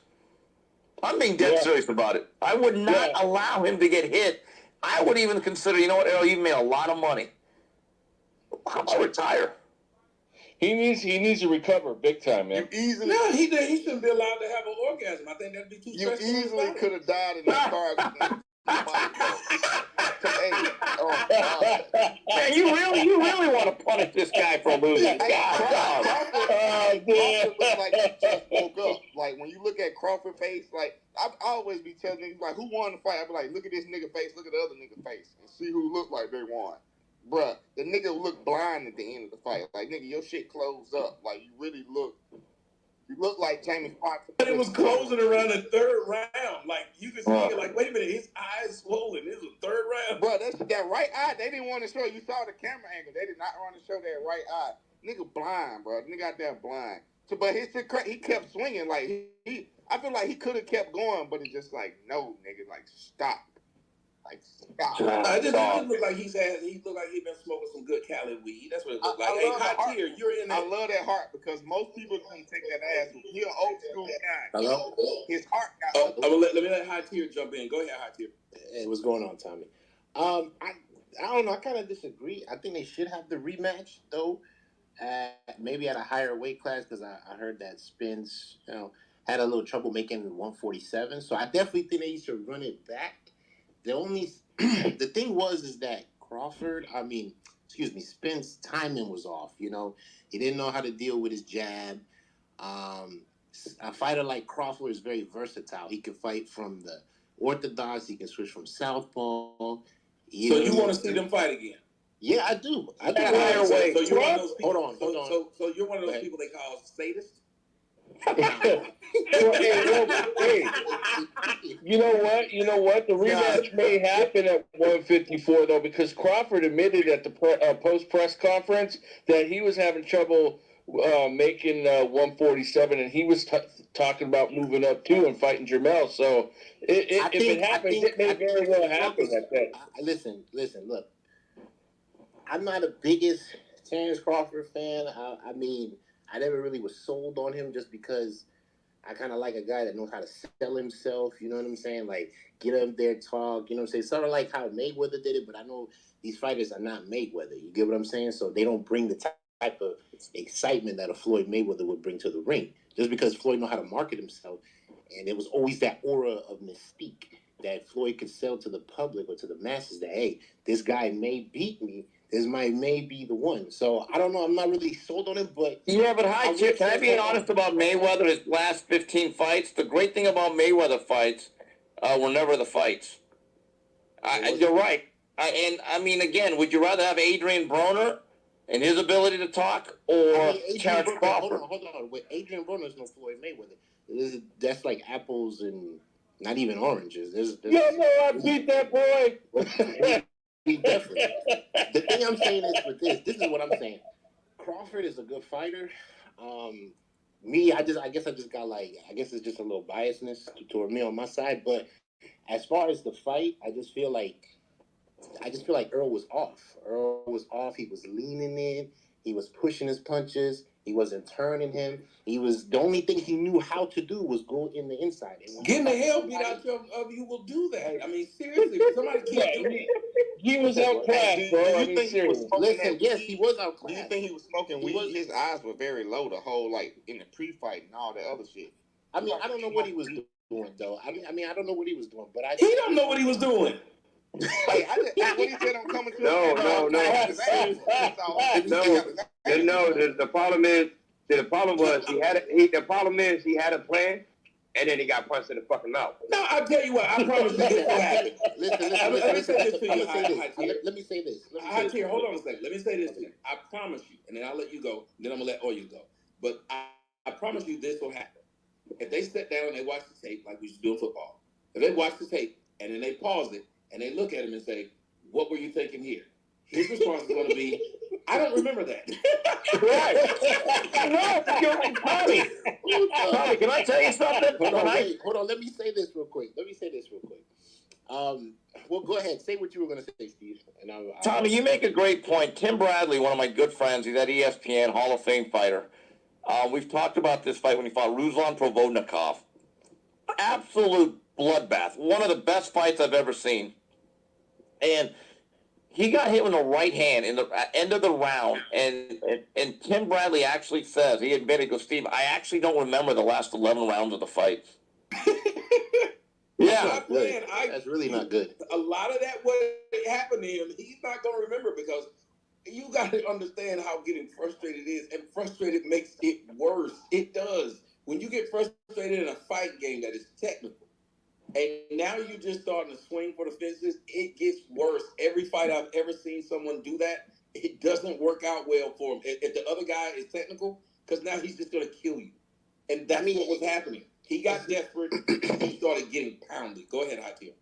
So, I agree with you. It's just that Spence don't have no versatility. I mean, he's a one-way fighter. Right, and now we're not change at a higher weight. Wait. Let me say this. He's a one-way fighter. He has no. He's like what they would call a one-trick pony. You can't be. So why do you want to see them fight again? Yes, but they're moving up in weight. It's not going to change that. I feel like he's going to learn. Hold on.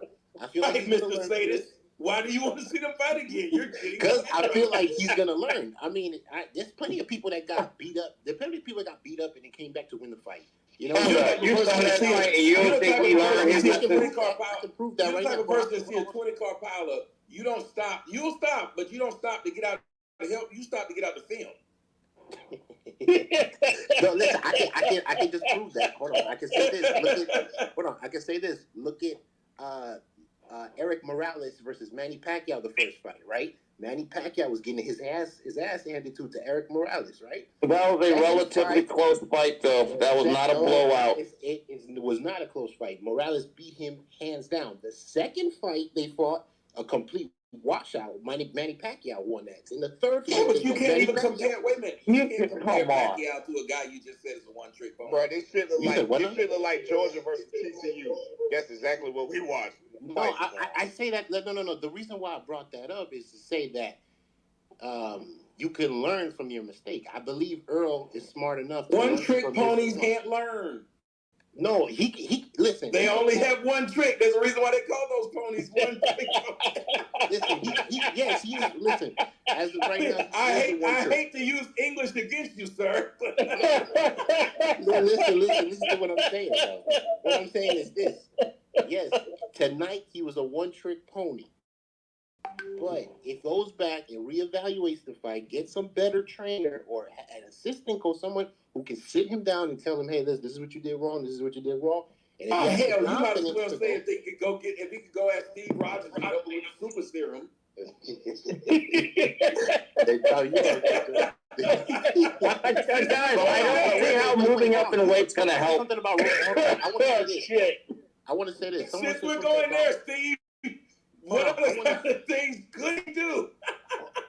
Oh man, listen. I believe in Spence. If Spence is a smart fighter, like he say he is, I believe the rematch that happened at 154, because both men were trying their hardest to make 147, and that was clear. But somebody said something about Roy Jones. Who was that said something about Roy? I'm a big Roy Jones fan. Who just said something about Roy Jones? Roy did not have great fundamental base. All right. Okay. Yes, but he was so athletically gifted that he didn't need it, and I kind of disagree. Until he did. Roy had a home run punch. Hold on. I disagree when you say he didn't have a fundamentally sound jab. He did have a jab.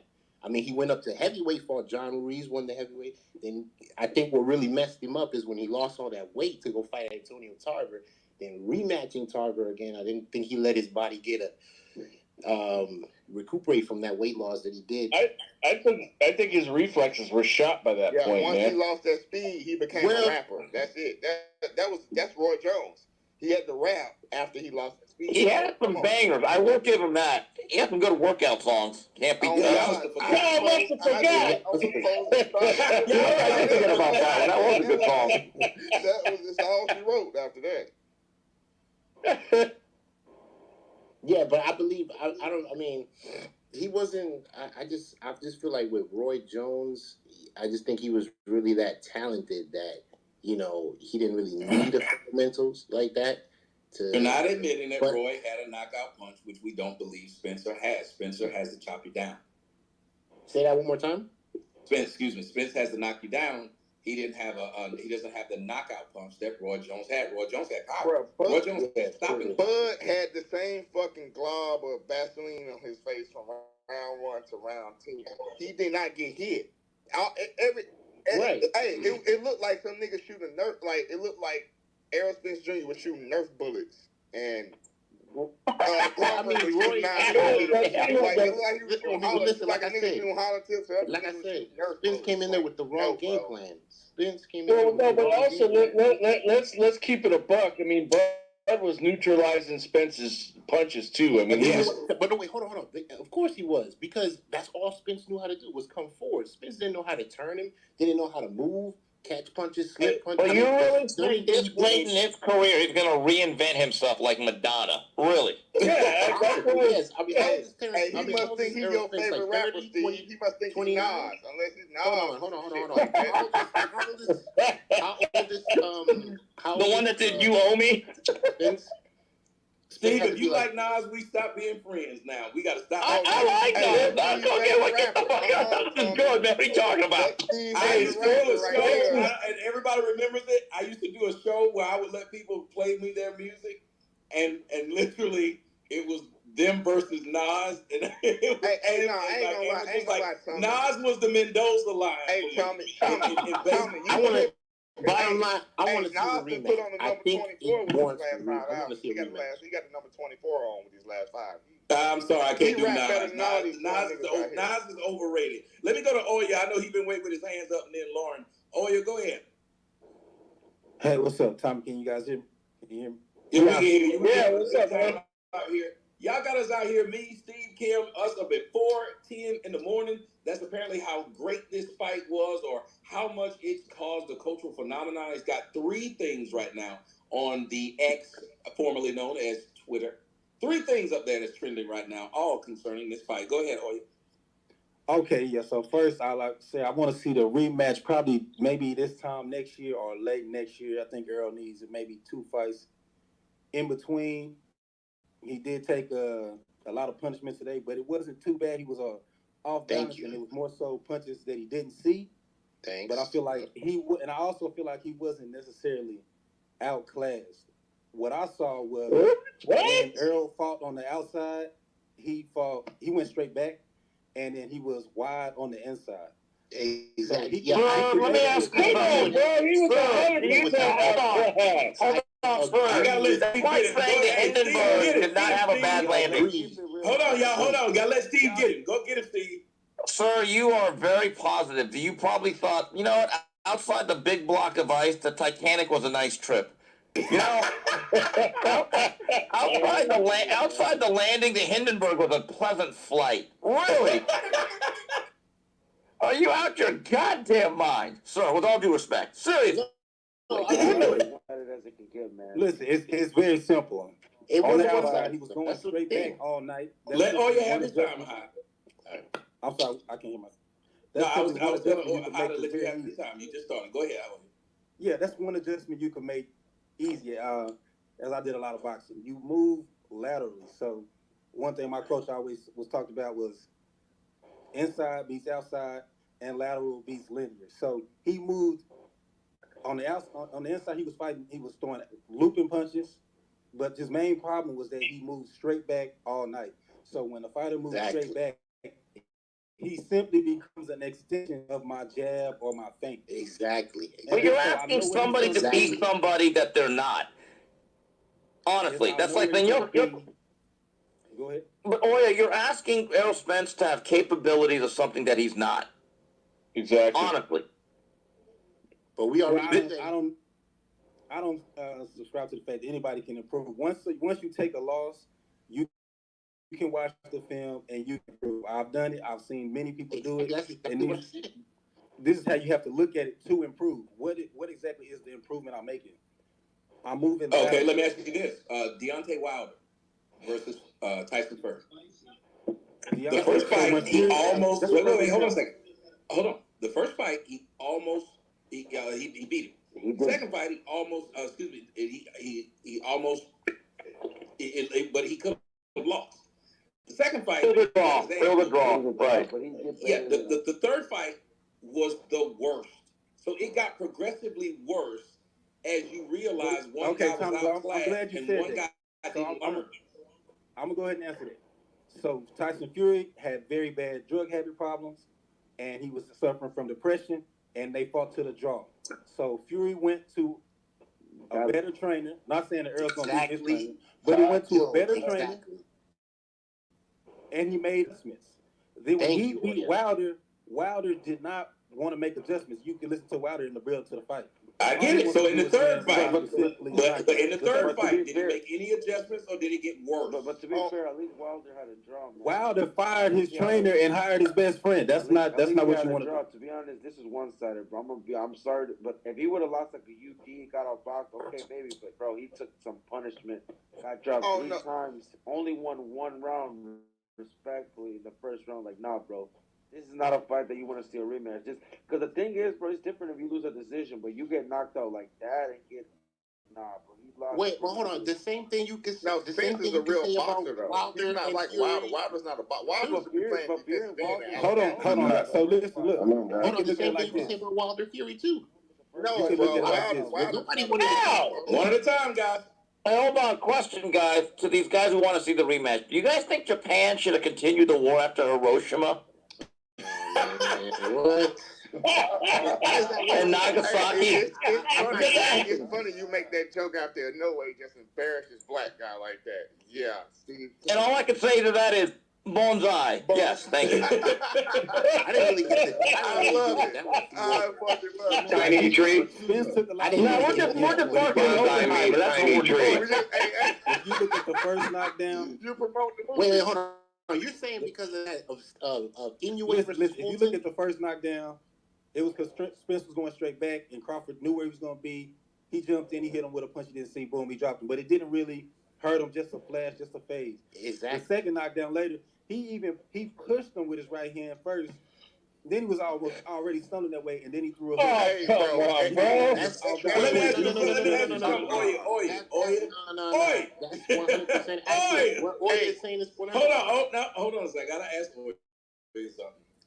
You don't feel some kind of way about the thing that you're doing, which is simply naming all of these knockdowns and saying they weren't that bad? There were 3 coincidental knockdowns, Tommy. Would you stop it? Excuses are bridges that lead to nowhere. That's what he's saying. You shouldn't be able to name 3 knockdowns. Hey, Tommy. You know what? Hey, Tommy. You know what this reminds me of? It reminds me of the ending of Gung Ho. When they made those cars and Michael Keaton gets out and he says, I'm going to drive one off, and the car just falls apart and he gets out and he goes, I don't know about you. I thought it ran great. Right. Excuses are bridges that lead to nowhere. This nigga got knocked down 4 times in the fight. You're really going to, you got an explanation 4 times for why this nigga got knocked down other than punching power? He got hit in the fucking head. That's why he got knocked down. You got dropped. You got dropped. Really look at how Spence built before the fight, bro. He shouldn't be fighting. Bro, 4 times. Right, like he act like Donkey Kong was out there throwing banana peels or something. Man, y'all not even listening. Y'all talking over me the whole time, man. He clocked this nigga 4 times in the head. He showed you the replay. Listen. Wait, hold on. Let Oya talk. Listen. Steve Kim already said he ain't fought in almost 2 years. This swelling up and welting up his face, that plays a part in that. But as far as if that's my fighter, listen. If that's my fighter and I'm looking at ways that we can get better, I was pointing out to him, hey, this first knockdown, you going backwards, he jump on you, you fall backwards. Thank you. That's balance. The second knockdown, yeah, you tired, your legs gone. He pushed you to the right, then he threw a right hook, you fall going to the right. That's balance.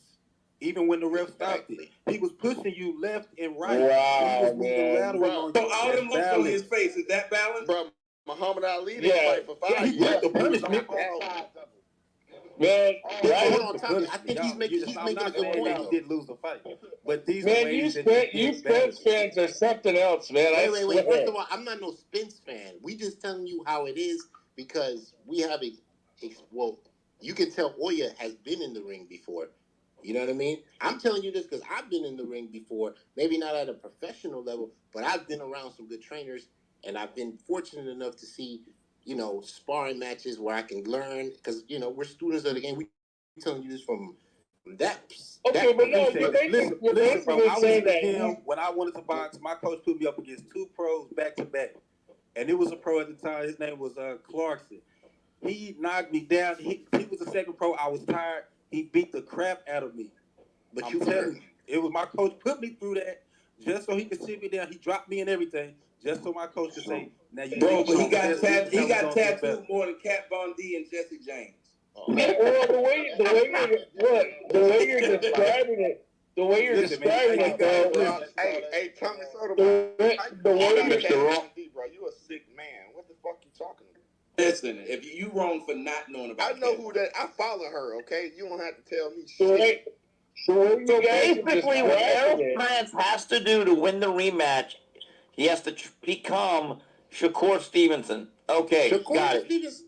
Okay, he don't have to become anybody else.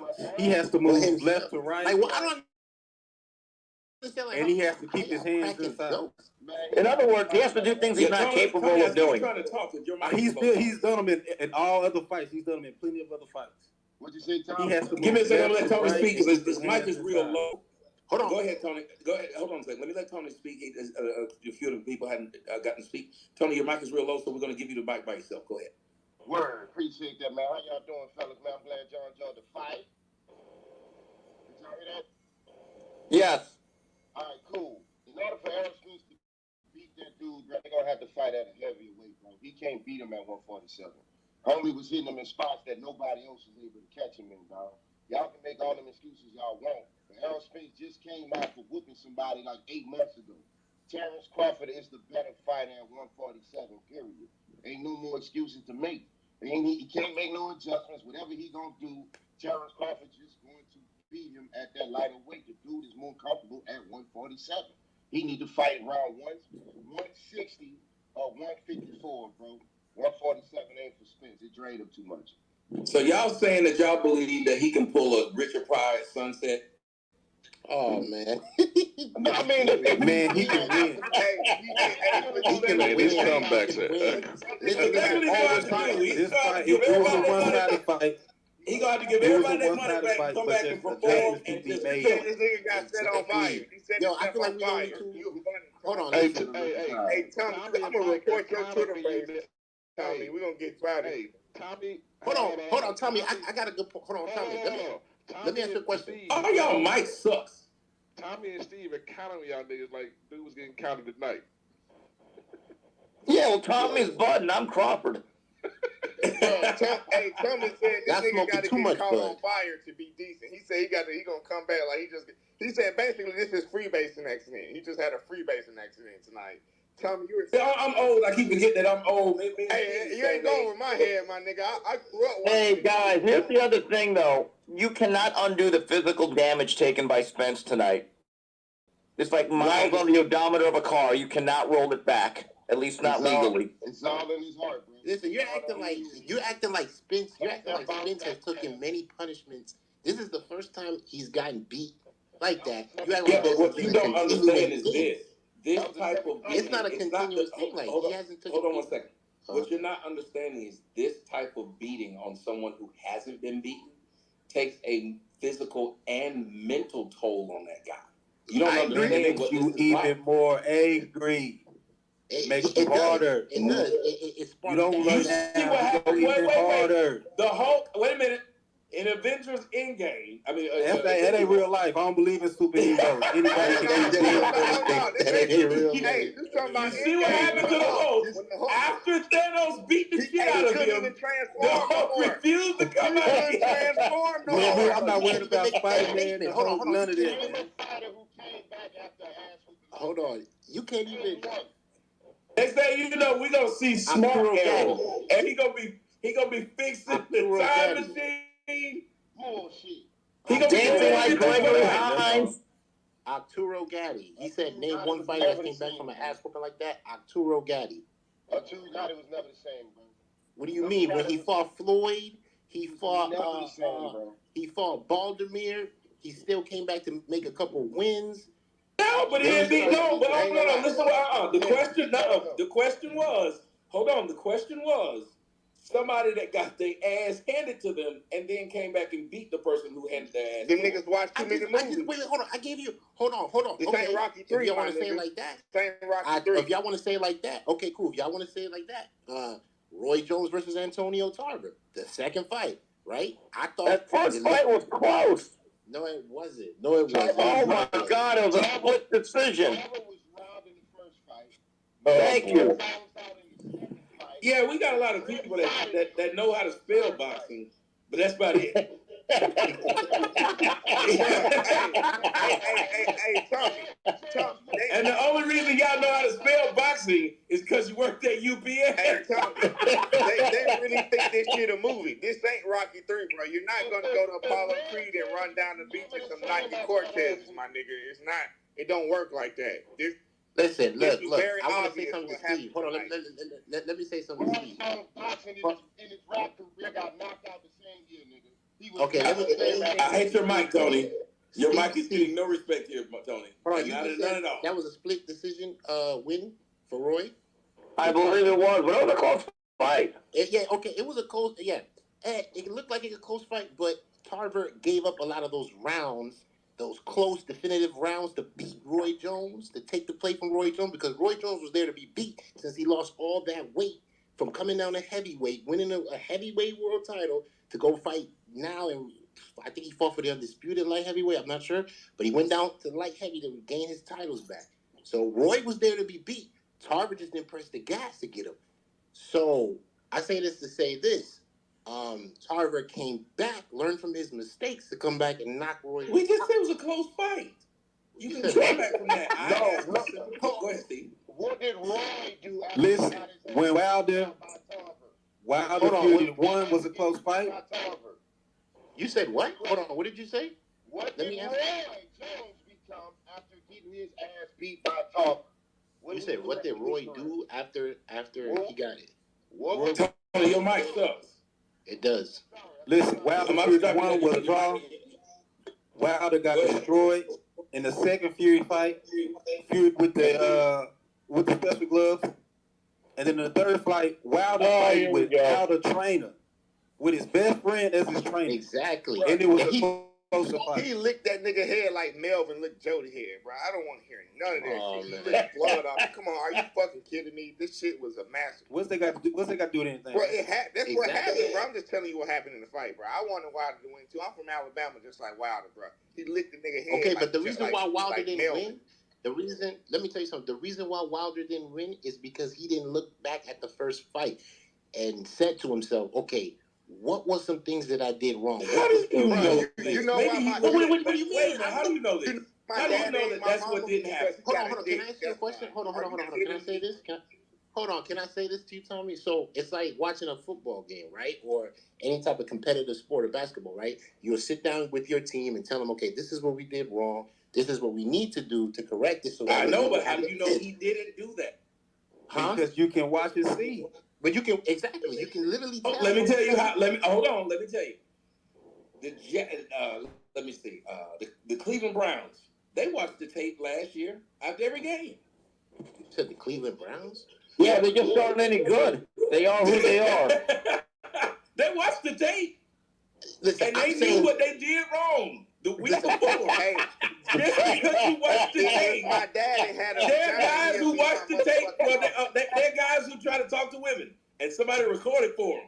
He watched the tape. nigga here. Listen, it was too simple. He made the one mistake and he made it all night. It was so he kept making the same mistake over and over. Hold on. Great bag. Let me say this. I used to watch Karate Kid. I watched all the movies by Jackie Chan, Bruce Lee. I seen them all. I watched all. Jet Li. Yeah, every Lee. Hell, I watched Sarah Lee. Brandon Lee. You wild, Tommy. I couldn't perform the task.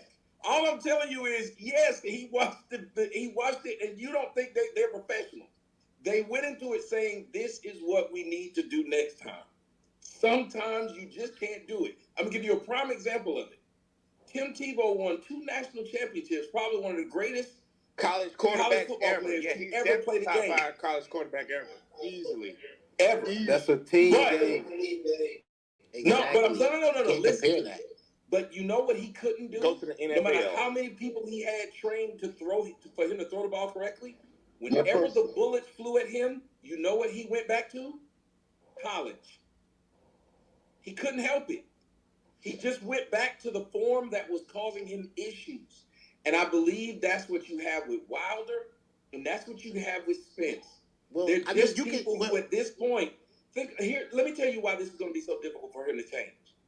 You've been doing something for so long, and it worked. It worked. If Tim Tebow was losing in college, he would have learned to throw it differently. But he was winning in high school. He was winning in college. And when you got somebody who's won at all stages, doing something that might be, because as you guys heard, Bud Crawford, even in his wins, he changed the next fight. He was a different fighter. He learned from getting hit. He would learn from getting hit. Think about that. That means he's a complete student of the craft. Right. But here's the thing, though. Right. If he can change, yeah, you're very right. Once you've been doing something for a very long time, it's very hard. Michael Jordan, another perfect example. Even when he was winning, he still changed, did he not? Yeah, now make no mistake, though, Tommy. Spence is way more skilled than Deontay Wilder, though. Exactly. 100%. 100%. I agree with that. But Crawford is still way more skilled than only Spence. wants to win one way. Let me land this plane right Y'all missed what Steve said. He said, but the guy he's facing, it's a butt coming. He said, but the guy he's facing is just way more skilled. Okay, that could be the case. Yes, that could be the case. But we're not saying his career is over. Like, I don't think Steve is saying that, right? No, I'm not, but I'm just saying. guys, you're making a lot of alibis for a one-sided fight. Yeah. Listen, we really are. Listen. We're not disagreeing that the fight was one-sided. What we're trying to say is this. They usually do change. That is a big beating he took. When Roy Jones took a beating by Antonio Tarver, he changed. It must be a He kept getting knocked out more. Yeah, he did, because he went on a 3-fight losing streak. He went on a 3-fight losing streek. I mean, you're making it sound like district attorney up. We let a district attorney up here because they copping a lot of pleas. Yes. You're making it sound like this is the end of Rocky IV. If I can change, you can change. We can all change. You really can't change. I really think this nigga's gonna go to Russia and block the item. Like, you just gonna have a montage or something. Like, bro, it don't work like that. Dude, the montages of Rocky IV were elite.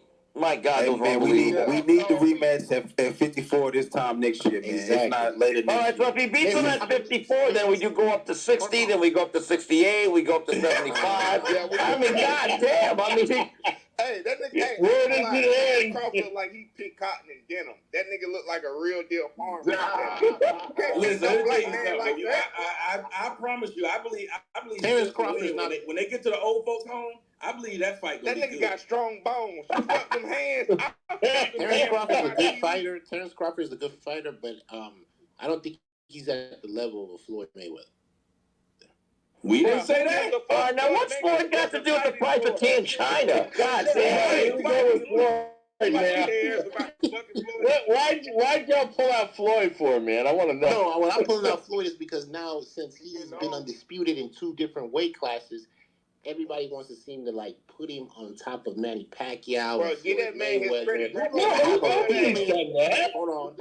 I got a feeling that that's going to be the next topic debate for the next weeks to come. No, they're gonna ask him pound for pound. He the best fighter in the game right now. And then wait, right? But I'm not putting him over no Manny Pacquiao, which is the 8th division world champion. I'm not doing that. Not no Floyd Mayweather. I mean, yeah, the guy. Did you see the fight? You can't put anybody over Floyd Mayweather. No one's gonna do it. One nigga looked like he went to the spa. The other nigga looked like he was on the end of Martin fighting Tommy Hearns, bro. Let's be fucking for real. Look at the billboard. Look at the stuff I put up there on the billboard. Bro, but how many times you gonna keep saying that though, bro? Like, we know the bro took we only can go by what we saw tonight. But what he's saying is y'all are talking like he did. Yeah, you talking the way about y'all shout speak. I'm not trying to be offensive, but y'all are talking like it was close.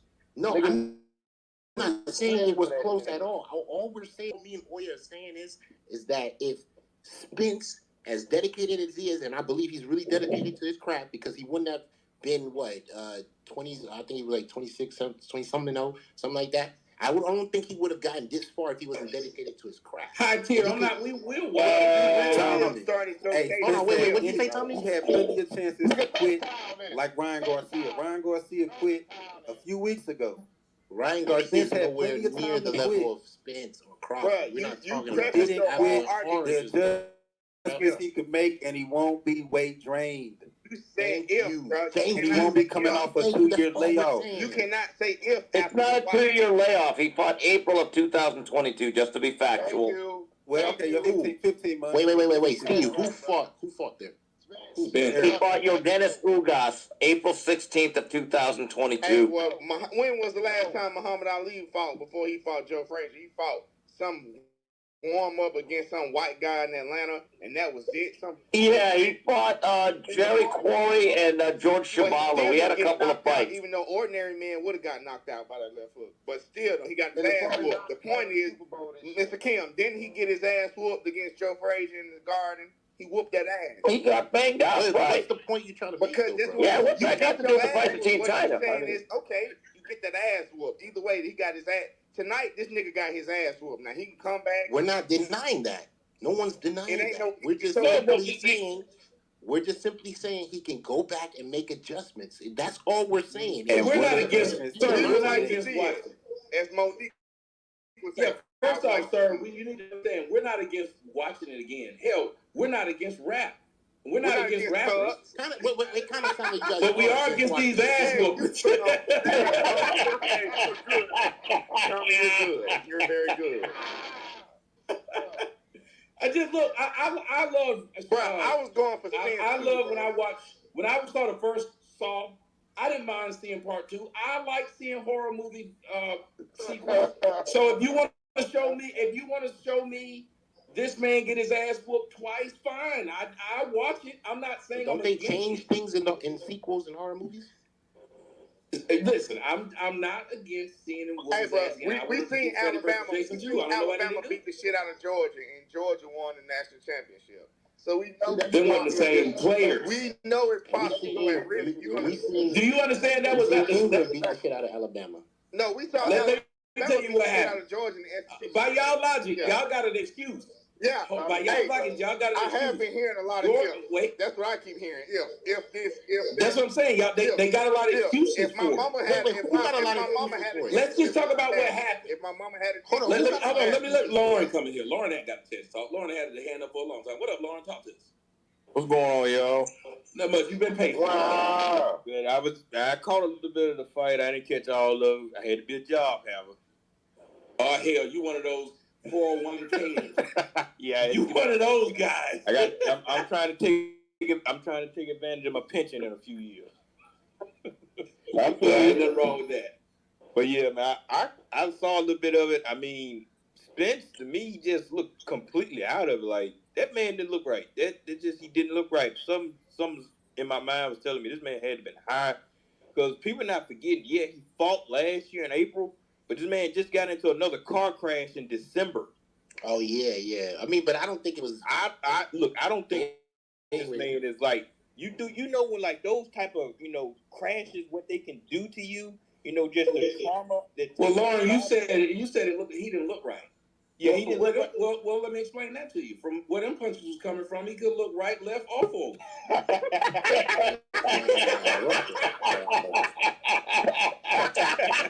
It's true.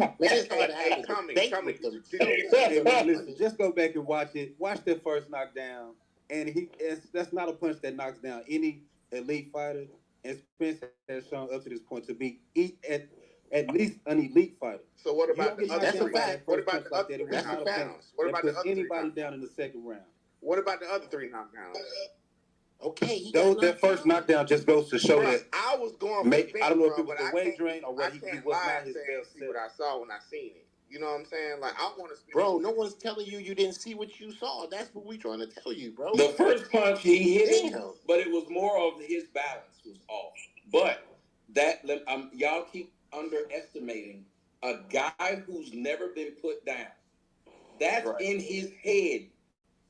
It's just like a guy. It's like what they do in basketball. This guy's hit 70 free throws in a row. Man, there is no fighter who ain't never been put down. You're going to get knocked down at least. Y'all have to understand, there is a thing in sports psychology. There's a thing they're not acknowledging this. There's a thing called sports psychology. You know, athletes, they have their minds, as being an athlete myself, your mind doesn't operate as a normal person's mind because, in instances, you're focused on what's going on around you, and you got to take into account of what you've been doing so long and take into account of the situation that you're in currently. And things can happen, and you get the yips. Who remembers the kicker in Dallas? He literally just couldn't hit anymore. Like y'all don't understand. Like that's why so many kickers, they literally have one of the hardest jobs in football. Like sometimes the game is on the line, and you're sitting up there, you're facing a 34 or 40-yard field goal, and the wind is blowing in a certain direction, and everybody depending on you to win this game, but just certain factors going through your head at that moment of how can you hit this kick. That's like y'all have to understand. Sports psychology affects all athletes. Vanderjet was one of the most clutch kickers it was. And he missed extra points. And then he missed, and it stuck with it. What I'm trying to tell you is y'all got to pay attention to the fact that once this man, boxing's a bravado thing. And when you've never lost, and you can say something as strong as, not only have I never lost, I've never been put on my ass. That first time he got put on his ass, he tried to jump up real quick, almost like y'all didn't see that. Like it's like falling up the stairs when you're in school, when you got your backpack on, and all your books fall up the stairs with you, like it's the worst thing in the world. And everybody saw it, and they're laughing. And you're trying to hurry up and get your books, and now you done fell down the steps. You made it worse. Khalid, your white kid. Right. So you got to understand what happened when he failed. Now the rest of the fight was all about him trying to make up for getting knocked down, and it was snowball effect. Quote Clark. Hey guys, you do realize the rematch clause? I think it's like immediate in a sense that they're not going to be able to fight. If you're Errol Spence, he doesn't get 2 tune-up fights to practice. Right. That basically means you're going right back into the guy that put you through the wood chipper. Hey, keep that in mind. And you heard what Spence said. Spence was saying this. Hey, like Cardi B said, I got condos in that bitch head. I live in that mine. I got condos in that bitch head. It's like that, bro. Like, motherfucker, your head. Cardi B out of this, man. You tripping? Excuse me. We only respect sexy red in this space. Please. The point saying, hey, wasn't Crawford got? Yo, I would like to have a Crawford got condos in that nigga head though. He live up there now. Like he's there. I would like to have a debate with Steve about boxing. No, you won't. Okay. You won't. So what's your take on Roy Jones? I think Roy was a gifted athlete. I think he was managed very well. Special talent, but I think he avoided a lot of guys. That's my view on it. I disagree. I think he fought everybody. Except Darius Michalczewski, Frankie Lyles. Let me see, Michael Nunn. He didn't fight when he was his mandatory. Look, he leveraged his. Look, you're telling he fought everybody, and I named you 3 guys he didn't. No. Those fights didn't come Damn, another knockout because fight. those guys priced themselves out. Bro, to avoid. They were avoiding. You know, you arguing with a nigga who went to a main with Lewis. Oh, that's cool. I can hang. That's yeah, cool. He went to a main with Lewis. So he fought Joe Calzaghe. He fought Montel Griffin. He fought James Toney at his prime. Fought Bernard Hopkins at his prime. I mean, Roy fought everyone on the block. To even try to get a fight with Felix Trinidad, that didn't go through. So I mean, for you to say that he Felix Trinidad, welterweight. Well, hold on. But there was talks at the time that because Trinidad had trouble making 147, so he also got his head bounced like a basketball at the end of his career once his reflexes left him. I mean, they both fought at the tail end of their careers, Roy and Trinidad. I mean, look, Roy was a gifted athlete, but when people start saying that he's the greatest ever, he is. Roy has the greatest prime. You can even say Roy had like one of the best primes in boxing. I mean, who was knocking out niggas like Roy Jones? Roy Jones was making people look like zombies in the ring, bro. He didn't fight Optimus at his prime. This yo. I mean, Roy was a gifted fighter. But here's another thing. He got busted for PEDs. When was Mm-hmm. He did. So I mean, look, you have a higher opinion of Roy Jones than I do, and that's fine. Bro, this man. No, I don't even think it's a higher opinion, but I just think the fact him and everyone else. Hold on. I just think the fact that you said he ducked people is kind of like factual. It's factual. Yes. I don't think it's factual. Like, I mean, even the fact that it happened doesn't make it factual. Hold on. Roy was trying to fight Joe Calzaghe when Calzaghe hasn't even made his pro debut in the U.S. Roy was trying to get his hands on him. Roy was trying to. No, he wasn't. There was a big HBO Showtime dispute, so they couldn't make the fight under the precepts of that contract. Because I did stories on it. He would leverage his weight to fighting the easier fights because certain guys, and they were on Showtime, like Nigel Benn, Chris Eubank, and those group of guys that were pretty good, Stevie Collins, they always said, well, he's on Showtime, we can't fight him. So this whole notion that he fought to everybody is simply not true. So what are you saying? Because of the networks? Yes. The business of boxing. Look, I'm not saying he fought nobody, but I'm also not saying he fought everybody either. I mean, well, I disagree because his track record says otherwise. You look at... I think his track record says otherwise than your otherwise. No, I don't say... So here's the thing. It says otherwise. Here's the thing. Go ahead. You can have your opinion of Roy. I have my opinion of Roy. Okay, we're not going to change each other's mind. But I guarantee you I will be more factual than you are. I guarantee you. You're not being honest, because if we talking about track record, then we got to start talking about Paul Lewis. Bro, hold on. This is what I'm saying.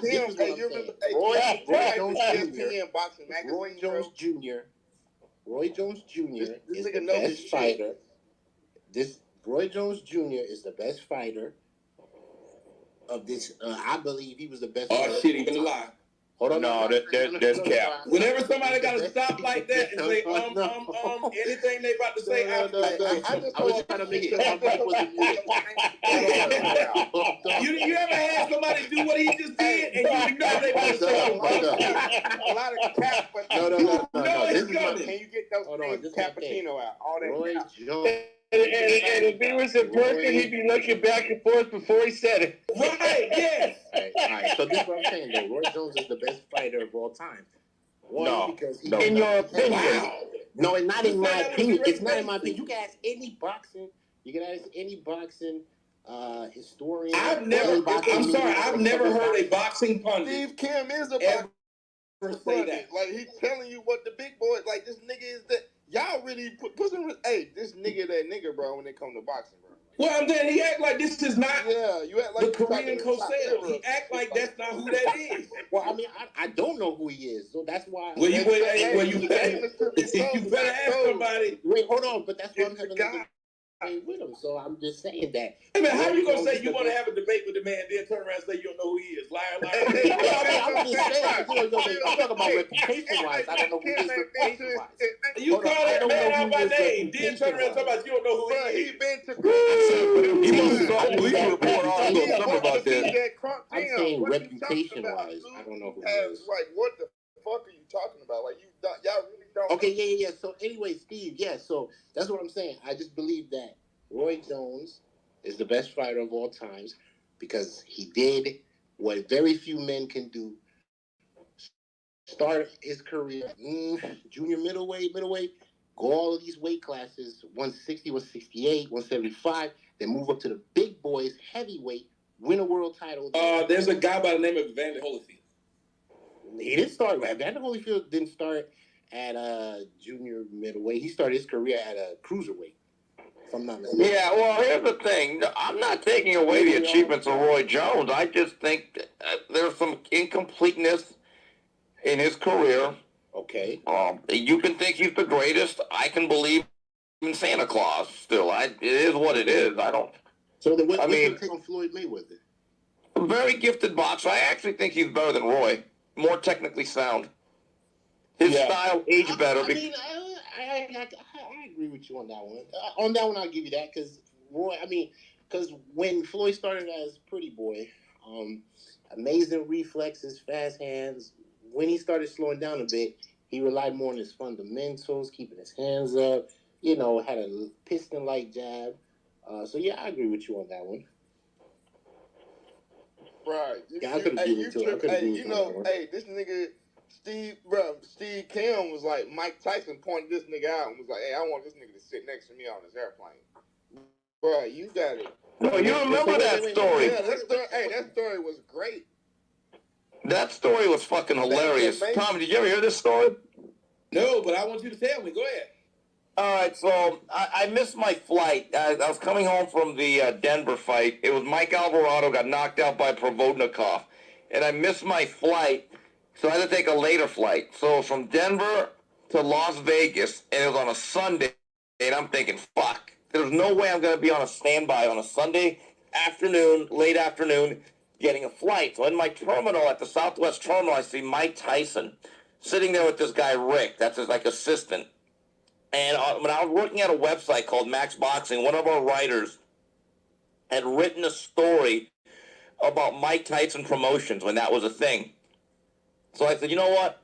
I've never really met Mike. I'll introduce myself to him. So I walk over to Mike with a business card, and he's looking at me like, oh, what's this asshole? I go, hey, Mike, I'm Steve Kim, blah, blah, blah. And he's just like, yeah. He goes, look, we wrote a story about your company with Gabe Montoya. And I swear, Tommy, I don't know how that interview went, but Mike Tyson was like, wait a minute, you know Gabe Montoya? I said, yeah, well, I work with him. It, broke the ice. I never thought Gabe Montoya would be the name drop I needed to be cool with Mike Tyson. Me and Mike. And so me and Mike are talking for about 20 minutes. I said, look, Mike, enjoy your flight, man, because he was visiting Jose Suleiman, the president of the BC, who was really dying, and Mike went there to pay his last respects in L.A. So I said, look, Mike, I appreciate your time. Thanks for the time on the story. So I sit back down. 5 minutes later, he goes, hey, Steve. And I go, yeah. Steve, come here. I want to ask you some more questions. And, he kind of knew that I knew boxing because I'm going through the history of it all. We're going through different stories. So I'm thinking, all right, Mike, nice to meet you. I go, all right. So all of a sudden, I'm thinking, I got to call my buddy because I'm not going to get a flight here. So I have a lot of friends in Vegas. Maybe I'll just sleep over the night, catch an early flight. So finally, I'm literally the last person. They said, Steve Kim, please come to the front gate. So I said, oh, shit, I hit the lottery. They said, there you go, Mr. Kim, have a safe flight. So I'm walking through the thing, going through the thing, and all of a sudden, I turn the corner to come into the airplane, and in the front row is Mike Tyson, and Mike leaps up and goes, Steve, we saved you a seat. I was right next to him. And, I was like, God damn, Mike Tyson saved me a seat. I feel guilty now for cheering for Buster Douglas, right? So, anyway, I wrote the story, and I took a picture of this other Asian guy getting a selfie with Mike. And the guy ends up, emailing me saying, Steve, I'm that Asian guy that you took the picture. Your picture came out better than my picture. Do you think you could send it to me? And I said, yeah, sure. But throughout the whole thing, people are literally saying, all right, who is that guy sitting next to Mike Tyson? Why does Mike Tyson want to sit next to him? But that's the thing about Mike. In a private moment, if you actually know boxing history, he will actually talk to you with us on a serious level. I saw a new side of Mike, and though that was my one thing that he actually saved me a seat on a standby flight for Southwest. That's my story. I can't believe you remembered that. That's an amazing story. Bro, I watch Phillies, bro. That's how I know who you are. That's how I fuck with your sports acumen in all sports, bro. Because you're a great observer. You've been watching this shit for 50 fucking years. You know what the fuck going on. That's what I'm saying. Like, hey, I gotta ask you something. Can you admit to your friends that you watch Fearless? Yeah, I try to put them on. Man, they must hate you. Nah, because they my real, bro. Ain't nobody thinking like that, bro. They're my real friends, bro. Like, it ain't. Okay, well, that's good to hear. I live in the South, bro, too. Like, come on, ain't nobody work. This shit is what it is, bro. Like, are you crazy? You know, most of these niggas right here. Steve, there's a lot of us out there, but we're almost like. But hey, Tommy, I get in trouble. I get in more trouble for saying I be in Tommy's spaces. Yeah, I'm a third rate. Tommy, you are very problematic, Tommy. I'm telling you, I had a guy tell me he was in the closet watching me one time, and his girlfriend heard him in there and opened up the closet and said, "What you watching?" And he told her gay porn. Jesus Christ, Tommy, you're a bad. He said that he got in less trouble for saying gay porn than me. But I can't lie, like, bruh, hey, see, like, you are, like, bruh, like, I really like your commentary. That's, like, on all sports. Like, you really, like, you're an elder. Like, I'm not saying you old or nothing like that, but you are, like, in your 50s, my nigga. Like, you know what the fuck you talk. That's why it'd be funny. I'm listening to niggas acting like you don't know. I'm like, man, y'all don't know who you. I'm like, you remember how, like, when, I still have a discussion with him. I know. Bro, this nigga know his shit. This a nigga, he wrote for okay, all right, that's cool. And I know my shit too, bro. So that should make for an interesting debate. And he don't kiss ass to the two people that know this shit, right? Apparently both of y'all examine y'all feces a lot. I'm just saying he knows, bro. Like, he knows, bro. I mean, okay, like, what do you want me to say? Like, I mean, you want me to be like, oh, damn, let me not question him? Like, no. I think what you were saying was like a certain point. That you were doubting. Wait, hold on, Tommy. What did you say, Tommy? I think what he was saying was at a certain point when he was explaining stuff to you and being very factual about it, like the closeness of a certain fight, or this guy's ducking someone. Like, he's telling you stuff. Hell, one of them was one of the damn things he saw personally. Guys, can I tell you about Roy Jones? I'll wrap it up about Roy Jones. There was such a dissatisfaction over who Roy Jones was fighting in the early 2000s. When it came to his fights, there was an internet movement called not the boycott, but the Roycott. So, again, heard of that the Roycott was funny. But I'm just saying, look, he's a brilliant fighter in a lot of ways. But I just don't happen to think he's the greatest ever. Now, if you do, I don't know what else to say. Okay, you do. I don't know. George Foreman is the greatest. No, I'm saying, listen. I'm saying he's the greatest fighter to ever put him on because he did what few men can do. He did what I think it was. Who's the one that went at the heavyweight? Damn it, what's the guy's name? Well, James Toney did the same thing. He won a title at 60 in heavyweight and in between. You said what now? James Toney, so crazy. James Toney did, but I mean, who could really say that they did that? Like, I mean, there's only George Foreman fought the greatest gauntlet I've ever seen any fighter fight. You know what I'm saying? Like so my thing. Well, Ali did it. I think Ali at heavyweight faced the greatest set of heavyweights. Even better than George Foreman. You say Ali the greatest sets of heavyweights? I think that was the Avengers. They fought the greatest gauntlet. I'm not gonna let you say that. I'm not gonna let you downplay what they did. About Ali? What did you say about Ali? Ali fought. I think he said Ali had basically the best strength of schedule to any other heavyweight.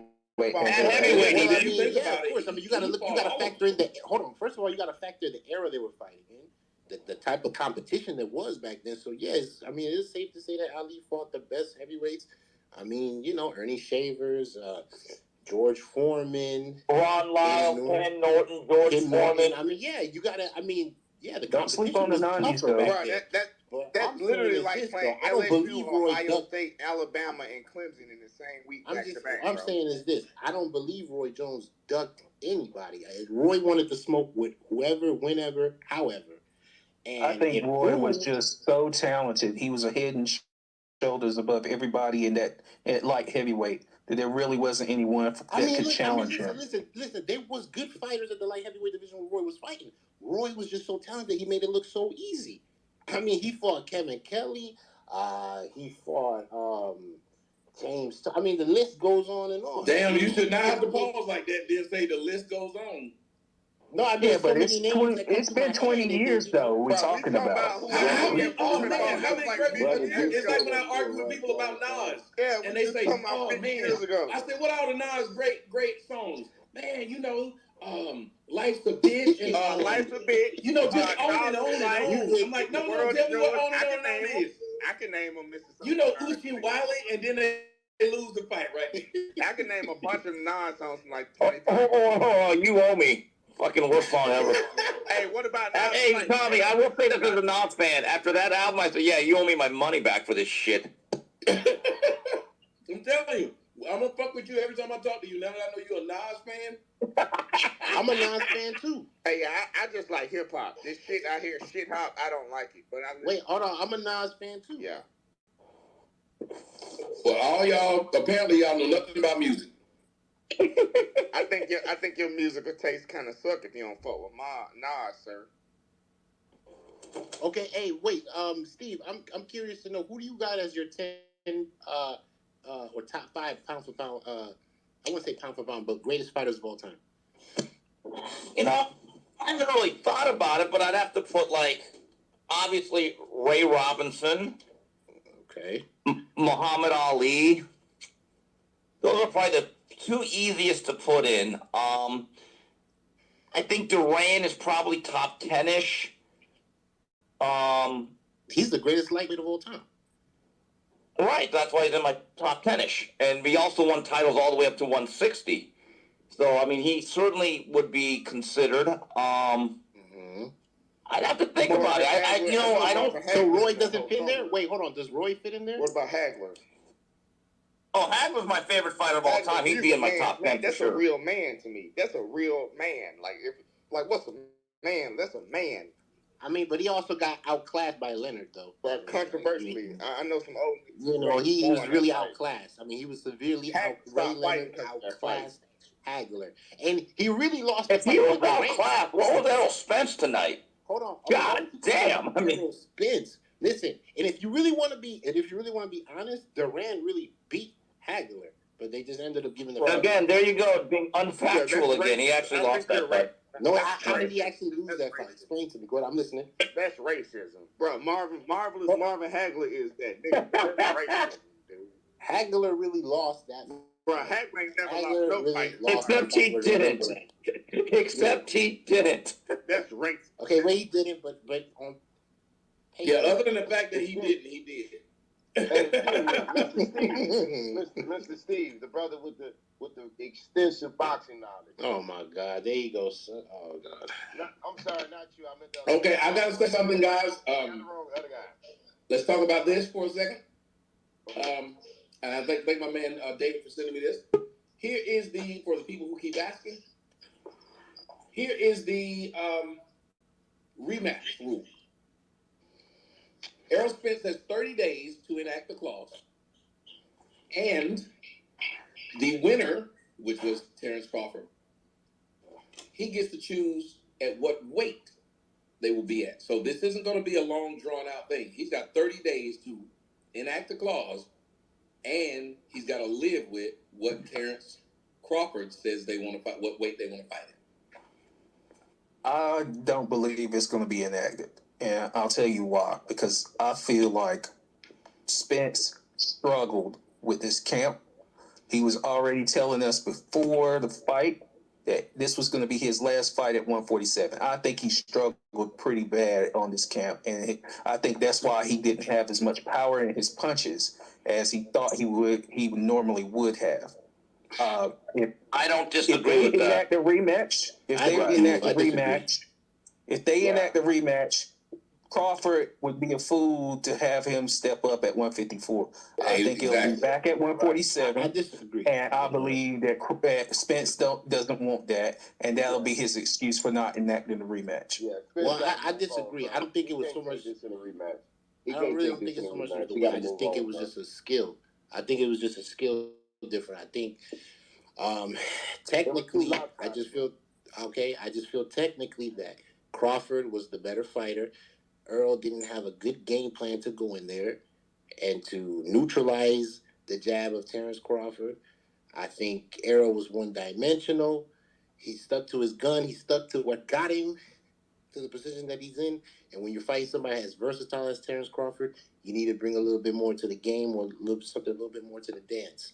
Right. I believe that applies to every part of life, not just boxing. When somebody's beating you at one thing, whether it's a debate or something like that, you typically have to come from a different angle. In order for him to neutralize the jab, he's got to become more lateral. Do you see him being more lateral? Hold on, wait, hold on. Was that question for me, Tommy? Yes. And do you see him becoming more lateral after what you saw? Yes, I believe straight ahead. Let me get at your stomach. Let me get at your midsection. Let me knock you. Let me tire you out. That's what his game is. You can't do that moving laterally. No, I agree. But I believe he can incorporate new strategies in his gameplay, in his repertoire. If he goes back and study the film, if he, like anybody would do, right? If they want to enact a rematch or beat the opponent that face the guy who bested you, you would do that, right? So I believe he can do that if he go back to the drawing board and see what his mistakes were. Maybe switch a little things in his camp or in his... It's more than a little. He's going to have to learn how to be able to not only move laterally, but he's going to have to be able to move backwards and be able to punch while moving backwards. Those are things he couldn't do. And listen, and I believe, bro. He don't want to take that in his first fight back, bro. Listen. He got to build his confidence back. He might need that. We only. And I think that's another thing. He's not going to enact this. He needs some tune-up fights. And he just said himself, he don't want no tune-ups. He needs a long round. He needs a long round. Hold on. When he had his car accident, Spence, right? He didn't even take a tune-up for that. He went and fought Danny Garcia. Well, this was that's why he had a car accident, because it didn't have a tune-up. Wait, no, but this motherfucker. No, he said he was in a car wreck tonight. He was in a car wreck tonight. He probably. He got tuned up tonight. That's for sure. He got tuned up. I get it. He was in a car wreck. Maybe he was in a. Hey, that nigga was in a Ferrari and Crawford was in one of them old school Chevys and hit his shit. You know how them old school Chevys, they don't take no damage. It's made out of iron. I mean, listen. It looked like he was in a car wreck. Right. But yeah, to answer your question, Tom, yes, he can come back, and I think it would be No, I believe he can come back. What I'm saying is, there's too much against him doing this. One, he only got 30 days to do it. Right. Two, the other guy gets to pick the weight. And three, I don't think he's going to come out of the coma until about 60 days. Oh, man. He like making a movie. Did you see Creed 2 when he got his ass whooped by... Bro, this ain't no motherfucking movie, bro. Y'all still got to understand, sports psychology plays a factor. It's a movie. Factor right here, what I'm about to say. Hold on, nigga. Tony, next time you come up here, you better change that mic. For real. All we hear is... You left and came back. Hey, my bad for cutting you off, Tom. My bad for cutting you off. Hold on. When he got beat by that dude, bro, that shit whipped him mentally. Every man watching that movie understood that shit universally. Errol Spence had the same look tonight. He don't need it with her. If he see Terence Crawford on the side of the street, go around the corner. Leave that nigga Oh my God, bro. That's, I mean, come on, bro. He's got everything points against him from having to fight. Hold on, for a second. Tony, before you go, I need you to do me a favor. I need you to say, that's one small step for man, one giant leap for mankind. Hey, you do kind of got like a grainy mic. That do sound like you're on a rotary phone. Sound like he's on. He sound like he's on. He sound like he's on Skynet. Dark side of the moon. It's sad to listen to you try to talk. It's sad to watch you do it. Matter of fact, a lot of this is sad. And guess what? It is 5 in the morning. And I know a lot of y'all got shit you might want to do. Some of y'all might want to go to church. Me, I just want to go to bed. Yeah, Tommy, had a good time, brother. I did. That's why I want to give you the last word. I want to say thank you to my man Steve. Hold on. Hopefully we can jump at this again. Steve, let them know where they can find you, the boxing guru extraordinaire. Yeah, I tweet a lot here on this account, SteveKim323, but look for my article on snack.com, snac.com. I'll be tweeting it out. 3 Knockdown Rule with Mario Lopez, and I'm also on with Fearless and Jason Whitlock. And my final word is, no, Roy Jones is not the greatest fighter of all time, or pound for pound. Anyway, good night, guys. Yes, he is. Yes, he is, bro. Yes, he is. The accolades prove it. Accolades prove it. Hey, Tom, you safe, bro. All y'all niggas be safe tonight, man. This morning or whatever. Thank you. Yeah, I enjoy y'all. And Mike, don't use the N-word so much. Oh, my bad, bro. You know, you were killing it. I ain't mean to stir your face like that. You know, that's just how I. No, you're all right. No, I was like, this. We don't want to use it that much in mixed company. You got it, man. Hey, you be safe, bro. For real, though. No problem. And thank you guys, everybody who joined the show. If you didn't get a chance to talk, well, I think everybody did. And I'm happy that you guys are here. Tony, to buy you a mic, ship it right out to you ASAP. Stop calling us from the dark side of the moon, sir. And everybody, you guys you guys made this a wonderful late night. We started at like 2:30, 3 o'clock, and it was fun. I think this was one of the most fun boxing nights we've had in a while. I enjoyed I don't think I really enjoyed the fight we saw before. The UFC is putting together a lot of action, and I think it's hurting boxing. And I think also the fact that so much politics are involved in boxing, to where the best fighters don't get the chance to fight. And you got like 19 million belts out there. I just wish they could get it together and stop making it so political and make it be about what the fans want. The fans want to see the high dollar fights, and we can take a guy losing. We as fans got to do that too. We can't go around and doing this where we're saying, hey, if you lose, we no longer want to see you fight anymore. Because once you do that, what you're having is a bunch of people taking cakewalks to belts and once they get the belt, never wanting to put that belt on the line. We got to make it to where these guys who put their belts on the line aren't forgotten. Unless they get their ass beat like Errol Spence did. You might want to forget him at that point. No, I won't want to forget him. I just don't know if I want to see the fight. I will watch the rematch. If he enacts the rematch, I will watch it. And I'll watch it with you guys. Everybody goes over there to tjskoc.com. We watched it together. We had a great time. And the next time you guys want to watch a fight, make sure y'all come over there and watch it with us as well. Thank you, everyone. Good night.